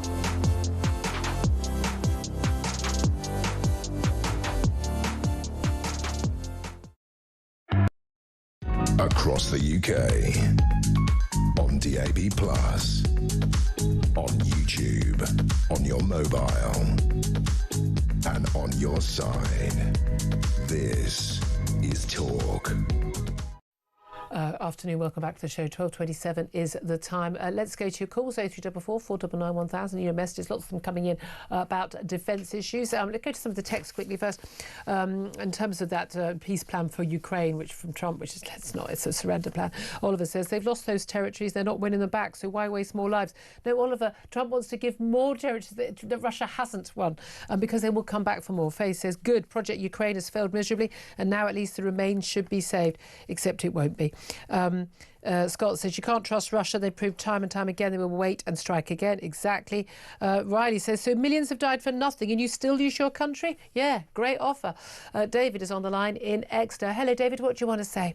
Hi, Julia. Hi, Hello Philip. there. I was on the campaign for Dennis Hutchins in 2018-19 and up until the point when he stopped his dialysis and died in court. But in the middle of that, I was the one that broke the story that SAS were being legally pursued in the same fashion as the other frontline soldiers. And originally, when I went to the senior SAS officers on this, Julia, they were gobsmacked because there'd been such a change in government policy with the way that they would be handled. Yeah. Now, we are where we are now with this, and I've got to say that with the mustering of the officers and the pre-action letter against the government, this is a statement that I'm going to submit for everyone. The government cannot and will not survive without the support of the Special Air Service. And that's in the context of war, according to Healy yesterday. So this is a situation. I can understand now why Starmer may well be leaving in the new year because of this, because he cannot continue in government without the SES's support, and he cannot legally pursue these people. Now, I've got to say, with those comfort letters, my postman was one of the lads who was blown up in Hyde Park, and he came into me on the day after the judge let that guy off. He literally in tears. So this lawfare situation is not new because I said I've been on this since 2018, 1920, and it's come back round. And why do you think it comes back round? Because surely you'd think people in government would, or they're the ones who see the real state of affairs. They must understand that what this means for our military by sending out that message that we're not going to have your backs. Well, that's completely correct, Julia. They're not having their back. But why? Why don't they? Well, they're not listening to the officers, clearly, but there's two aspects to that. They're not listening to the officers on this lawfare problem, and then on what Mark Francois was talking about in the defence situation, they're not listening to the officers on that. Now, I sat behind General Sir Richard Barron's in Defence Committee in 2018 with Admiral George Amberless and Air Marshal Basnorth, and they read Defence Committee the Riot Act, that we were in a different climate with Russia, and we were facing threats that the military could no longer defend against. Now, that was 2018. Now, what's happening is that officers are not being listened to, and I can go one beyond them because I've interacted with numerous chiefs of defence staff on this issue. The government are not listening to the military officers. The military officers are no longer in charge, and the ministers are clearly come and go like the wind. They're irrelevant. So who is running the show? Well, I'm going to submit it's the permanent secretaries. Now, the question now is, Julia, are our permanent secretaries cleverer than Xi Jinping and Vladimir Putin? And the answer is no. Yeah, exactly. No, they're not. Now, I think this situation is untenable because I can go one better. General David Petraeus came over to the UK in 2018 and told our government that they would have to stop the lawfare because it would affect morale, retention, recruitment, fighting capability, and the United States would no longer be able to fight alongside British troops, that those troops would have to take a retrograde step backwards to targeting because they wouldn't be allowed to fight alongside US troops. Now, they didn't even listen to him. Yeah, exactly. I mean, this thing, it just kind of defies any common sense, doesn't it? David, a fantastic call. Thank you so much. Really appreciate that. And great work that you've been doing, David and Exeter there. Just a very quick response from Philip on that. Well, the other thing that David didn't bring up, but I'm sure he would have done, is the fact of the hold that Sinn Féin seem to have over the current government. Sinn Féin are rewriting history in Northern Ireland. They're rewriting the history of the Troubles, and they're doing it. They're doing it very well. But what they're doing is they're telling a completely different story, trying to make out the British military and the security forces as being all evil and them being all right. Exactly. Lots more texts and messages coming in about Ukraine as well, but I've got a call I want to get to. Larry is in Merseyside and she wants to talk about migration. Very good afternoon to you, Larry. What do you want to say? Good afternoon, Julia. What I want to say is we keep talking about how can we get the migrants back out when they've arrived in the boats, not the boots. We should stop the boots too. Yeah, I want to know why we can't use the RAF planes like the ones that they used to bring the soldiers back from Iraq, Iran, or different places like that. Because there's planes at RAF Rise Norton all in hangars, ready to fly off at any time. Yeah. And it wouldn't cost us anything. And the other thing, there's the military police there who could sort out the security. Yeah. I mean, exactly. None of this is beyond the wit of man. And again, paying people 25 grand to leave, I mean, that's utterly absurd, isn't it? I'd love to get your response to this, Larry. Just had breaking news in terms of what Shabana Mahmood, the Home Secretary, wants to announce in terms of changes. And this is specifically not towards, the stuff we'd already heard earlier this week, but about the right to, indefinite leave to remain and full settlement. Illegal migrants, those who arrived, by illegal means, like by boats and lorries, will have to wait up to 30 years before they can get their permanent settlement. Would you welcome that? Certainly not. You want no settlement, full stop? No, they should get off that boat, be processed. There you go. And straight back from RAF Bryce Norton. And once you've seen a military policeman, which I have many times because I've called them to courts to give evidence on behalf of soldiers. Yeah. You won't. You wouldn't mess with them. Well, there you are then. I mean, Larry's seen, so that's the thing. Philip, I mean, it's extraordinary, but I mean, we keep seeing this, it's almost a competition, is it, 5-year wait, 10-year wait, 20-year wait, no, a 30-year wait. But the key thing is, we don't want them in the country, we don't want them here for 30 years, we don't want them here at all. Correct. Bye-bye. Yeah, and Larry was completely right. Bring them in, process them, and put them straight out again. And if we can't land in their home country, we drop them in Rwanda. Oh, did I mention the Rwanda word again? Thank you very much indeed for that. 12:34 is the time. We're going to take a quick break. Then we're going to be talking about the small matter of, I don't know, does it really matter? Freedom of speech. Yeah, I think a lot of us think it does. And a so-called inclusive, well, that's what they claim to be, cinema has cancelled a film about free speech. Well, we're going to be talking to the co-author of that film. You'll know him well on this show, the editor of Spiked Online, Tom Slater. That's up next. This is Talk.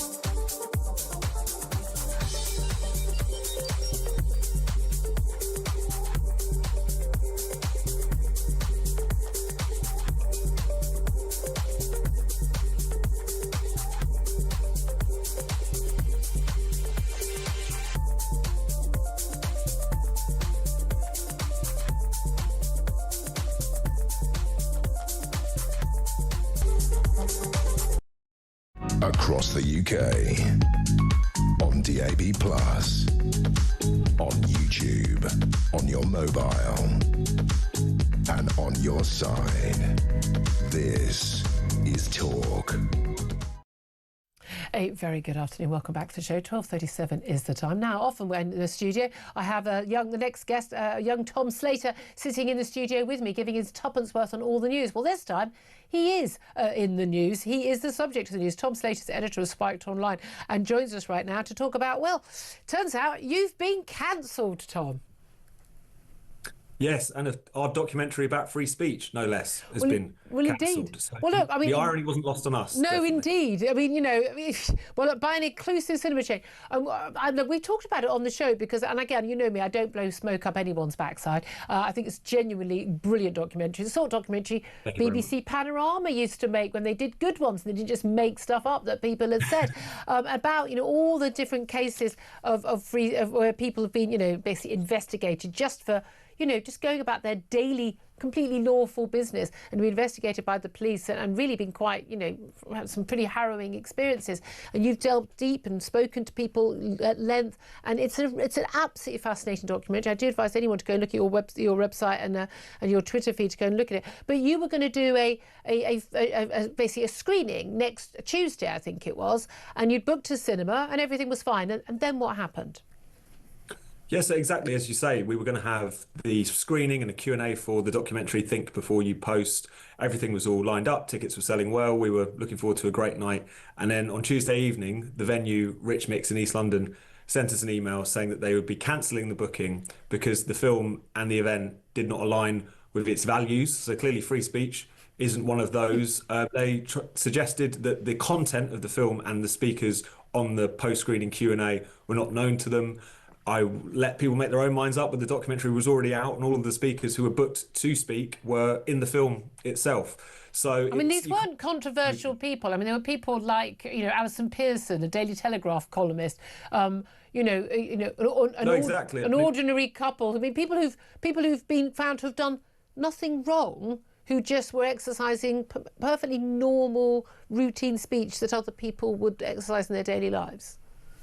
No, you're exactly right, Julia. That's a real theme of the film. Of course, we should stand up for free speech regardless of who's spouting what. But one of the key themes of this documentary was that you had a journalist in the form of Alison Pearson, you had two concerned parents in Boreham Wood, and a former soldier in Wales who were all really put through the ringer, visited by police, in some cases arrested. In the case of Jamie Michael, the former soldier, held on remand for 17 days, despite having said nothing hateful whatsoever. So to cancel us and to implying that this is some kind of questionable exercise that we're engaged in was particularly ridiculous, I would say. Well, exactly. So, I mean, when you got this message from this supposedly inclusive cinema, who do have some quite ridiculous things. I mean, on their actual on their website, they say how inclusive they are, but they informed you by email saying, since confirming this booking, you say it's come to light that the content and speakers featured do not align with our values and missions here at Rich Mix.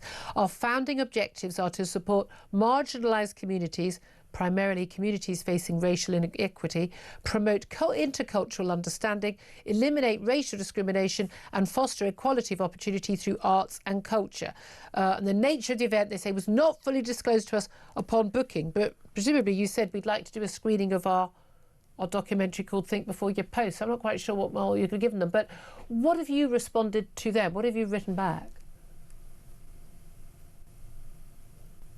So it's one of those things where our main concern is to find another venue, which we've been working flat out to do. They have offered to refund us the money that we paid up front. And I hope that, and we wanted to make a fuss in the court of public opinion. Yeah. They made this decision. We think it reflects an intolerance on the part of the cultural sector more broadly, to be perfectly frank. I do note that the gentleman who emailed us notifying us that the booking had been cancelled had his pronouns in his email signature, which might tell you something about the kind of atmosphere at these organisations. But this is a cinema, and the Rich Mix Cinema. It's in Bethnal. Apologies, we've got a slide today. I do apologise. The Rich Mix Cinema in Bethnal Green, East London. They've hosted some other sort of, I would say, quite controversial figures in their time. I mean, some prominent left-wing MPs being hosted. I mean, they're quite happy to have Zara Sultana there at an event in October. Time to stop the far right. I mean, so I think we know where their politics lie, don't we? But I mean, can you take any legal action against them? So it's something, of course, that we've been looking at. As I say, our main concern right now is to make sure this event goes ahead. Yeah. Has anyone got a cinema they can screen their video? Can you get in touch with me, and we'll pass it on to Tom.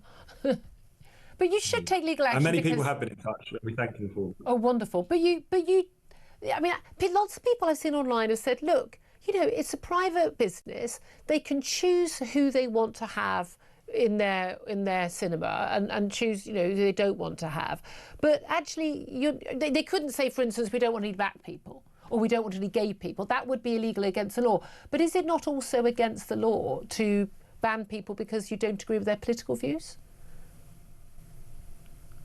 Well, this is something that we'll definitely look into. At the same time, of course, you have private venues as well within their rights to decide who they want to screen and don't. The thing I would ask them to is, once you've already committed to screening something, maybe hold to that rather than folding to pressure, whether that was internal, external, I don't know, I can only speculate. So that's really the issue here. Of course, they can screen and host whoever they want, but it surely reflects a broader intolerance if they're very prescriptive in terms of who they're willing to host and who they aren't. Well, indeed. Well, we know a lot about this, but ironically, it comes as the Home Secretary Shabana Mahmood has appointed Lord MacDonald to review how public order powers are applied online after a series of which she called egregious arrests. She said that officers should not be policing social media posts. This comes after Graham Linehan, the Irish comedy writer, was detained by 5 armed officers when he arrived at Heathrow.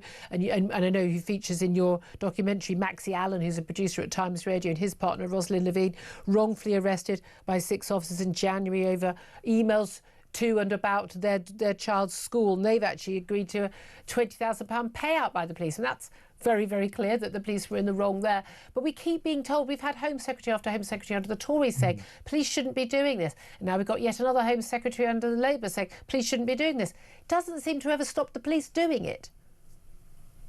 It doesn't, and the police are a big part of the problem. We've seen those numbers for arrests for communication offences shoot up in recent years. But if you look at the number that actually results in convictions and sentencing, that number is going down. So this isn't just a question of the law, it's the question of how the police are choosing to apply it and applying it very overzealously. Maybe it's going to take a few more payouts, maybe it's going to take a few more court cases to force the police to do what the politicians have failed to make them do. Yeah, absolutely. Well, good luck with finding a new venue. Anything we can do to help, do let us know. Tom Slater there, editor of Spiked Online. Talks a lot about cancellation, and they've been cancelled. Philip Ingram, I mean, it is just extraordinary. So, a film about the right to free speech doesn't align with our values. Well, what are your values then? Well, it's clear they're not free speech. Their values don't extend to free speech, and they're not inclusive because they only want to be inclusive for people that agree with their element and interpretation of inclusivity. It's quite bizarre. Yeah, I mean, completely bizarre. It is really strange, as if in some way that's a threat. To and again, I mean, again, you might say, well, I don't really want to have a Nazi rally here, but I mean, I just find it again.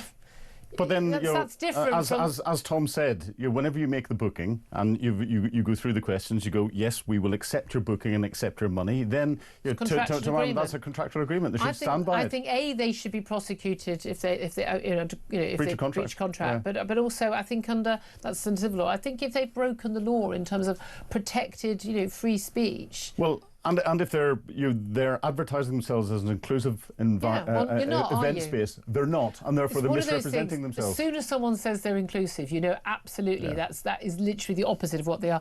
Just saying, we've got this Home Office press release related to this announcement about people having to wait extraordinary 30 years before they can actually get settled leave to remain in this country. Illegal migrants and visa overstayers would have to wait up to 30 years to settle, removing the prospect of long-term residence and security in the UK.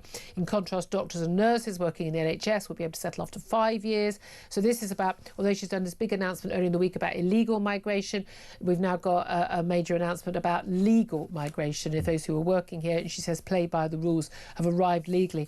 But again, I think, as our caller Larry just pointed out, if you arrive here illegally, you should never get the leave to remain because you shouldn't be here 30 years, you shouldn't be here 30 months, you shouldn't be here 30 days. You shouldn't be here 30 hours. You're bussed from beach of arrival to airport of departure and leave.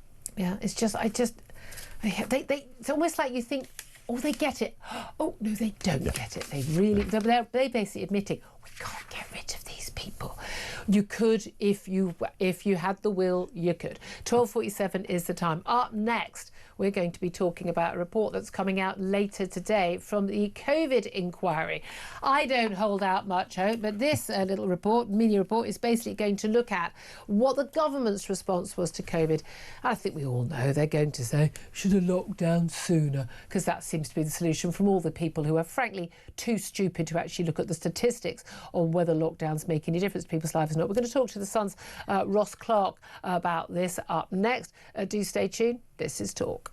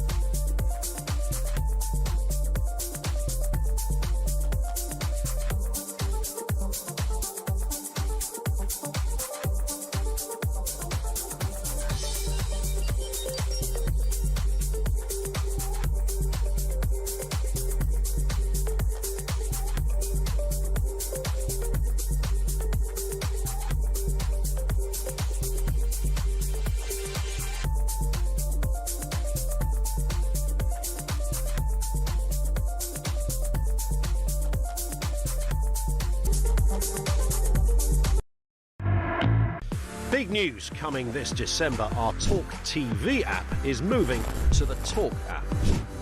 You can watch, catch up and listen to all your favourite shows and podcasts anytime, anywhere, all on the Talk app.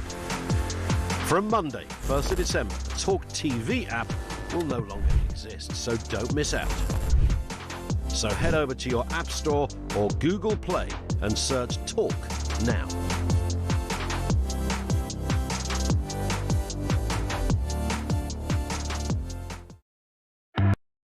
Across the UK, on DAB+, on YouTube, on your mobile, and on your side. This is Talk. Good afternoon, welcome back to the show. 12:50 is the time. Ian Collins is going to be here in just a couple of moments. I'm Julia Hartley-Brewer. Philip Ingram's still with me. And right now we're joined by a columnist on The Sun and prolific author on all things sensible, Ross Clark, who joins us. A very good afternoon to you. Good afternoon, Julia. Now, this time, instead of net zero or many other topics I've talked to you about, I want to talk to you about COVID. It's a long time ago now. I think a lot of people like to just wipe those mad years from existence. But we can't do that because A, we've got an ongoing COVID inquiry, B, pretty much every problem we've got in society right now is a result of policies during COVID.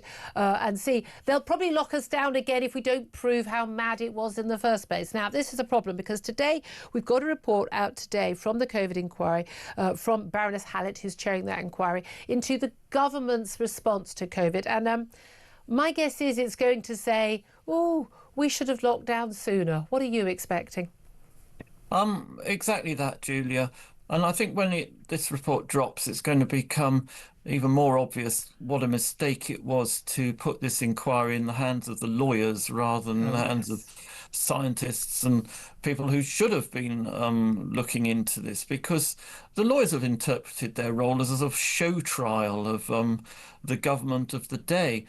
And they've become preoccupied with the issue of the processes of decision making in Downing Street and Whitehall. And who wrote what nasty WhatsApp about someone else? Yes, yeah, exactly. That sort of thing. We've learnt loads about that, and not the least bit interest in perhaps the most important issue is where did this virus come from? When Michael Gove raised that issue in the inquiry, if you remember, he was just shut down by the KC. I don't want to get into that.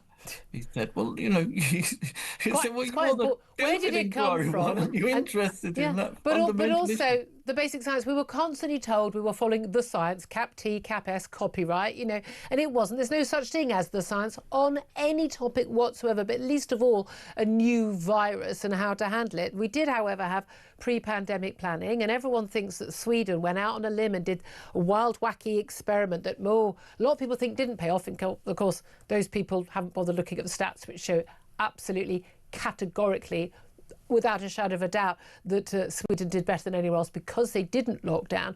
But crucially, they were following the pre-pandemic planning that the World Health Organization had signed off on, that our own government had done and had signed off on. And we, like many other countries, our governments, our politicians, pushed on by the media and social media bots, just completely panicked, went, and did the exact opposite of what we'd always planned to do in the event of a pandemic. And for some reason, people think that the problem is that we didn't panic and do it sooner, rather than we shouldn't have done it at all. Yeah, well, there was a carefully laid pandemic plan, which had been worked out over a number of years, which was that you didn't close down society totally because it would be futile to do that. What you had to do, you had to manage things so that, except the infection was going to go through the population, but manage it in such a way that there weren't going to be huge spikes of infections at any one time, which would overload the NHS. So squash the sombrero, as you remember. Yeah. Boris Johnson put it when he showed us that graph of how the government was going to manage it. And this is what the likes of Chris Whitty was saying only 2 weeks before we actually went into full lockdown. Yeah, well, on the Thursday, 12th of March 2020, was the first of the Downing Street press conferences, and it was absolutely clear from that conference what the strategy was. And, I said it was the squash the sombrero strategy, try to prevent the, spikes overwhelming the NHS.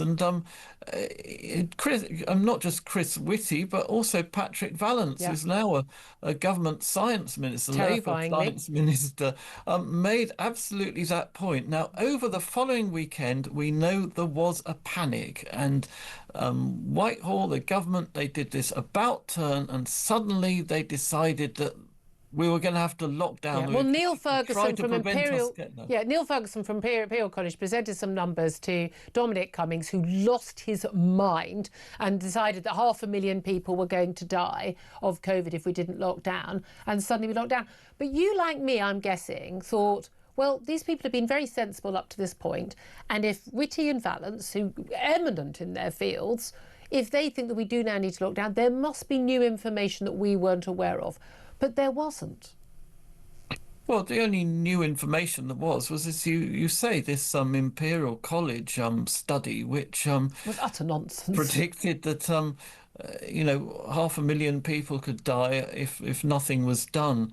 It predicted 250,000 people would die if there was minimal intervention by the government, and their modelling said that introduced all these social distancing, a number of other actually short of lockdown.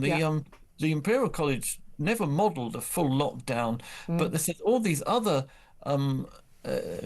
social distancing measures, we could reduce the death toll to about 20,000, and that was totally, totally offbeat. We, in the end, we, a lot more deaths than that. The infection went through the population. Whether we could have avoided more deaths by having an earlier lockdown, I doubt it. If we could have. There's basically there were this was going to go through the population. Yeah, I mean, that's anyway, it. And a certain number of said people were going to die. And as you say, Sweden, which took a different view, they actually fared better than Britain did and most other countries. Yeah, but the thing is they had higher COVID deaths in the first year. But again, some people were kept alive longer. But again, this idea that the whole population was at risk, including young children, they kept their schools open under the age of 16. No one missed a day of school. We, apart from Italy, had the most school closures, apart from like lunatics in California and America. I mean, it was just ridiculous. I mean, those schools were basically closed for about 2 years. But even the wearing of the masks, don't wear the mask, they don't work. Oh, no, you've got to wear a mask, legally required to wear a mask. I mean, and we know from a lot of those WhatsApps from Matt Hancock that were leaked and that Isabel Oakeshott brilliantly exposed to the world, that actually most of the policy was made on a complete whim, no science behind it whatsoever. It was all politicking, a lot of it goaded on by the media, who still, by the way, have not faced their reckoning. But I know you were a solid voice on this. Again, I was fooled in the early weeks. Thank God I was persuaded by some very sensible people to see sense in it. And I doubt, though, we're going to get much sense from that report. Ross Clark, brilliant to have you on the show, columnist at The Sun. Thank you for that. Philip Ingram, I mean, there's just no doubt. Let's talk about Cabinet Secretary now. So Chris Wormald, he was at the Health Department. They're going to point fingers. But this is a whole government issue, isn't it? It is. And actually what we want out of the inquiry is, because a pandemic threat is still the #1 threat to this country. So we want the lessons that come out to say, this went wrong, this is how we would do it right in the future, in any future pandemic, and you need to get into the detailed science behind it. That's not going to come out. Yeah, absolutely. It is extraordinary. And it's, again, when people talk about inquiries like the grooming inquiry, you think, be careful what you wish for, because if you're going to end up with something like this with Baroness Hallett, I mean, she's so out of her depth, it's embarrassing. Anyway, brilliant to have you on the show, Philip. Always enjoy you having on, especially on a day where we're talking so much about defence issues as well. Delighted to say, joining us, he's bothered to come back into work again, Ian Collins. Where were you the last couple of days then? How are you doing, love? All right. I don't know what happened there. What the hell was because I was about to cough. And I thought, if I start to speak, I'm just going to sound demented. We missed might you. As well go with it. Thank you very much. We've had Miss Johnson-Gullis, who did a fantastic job, I have to say.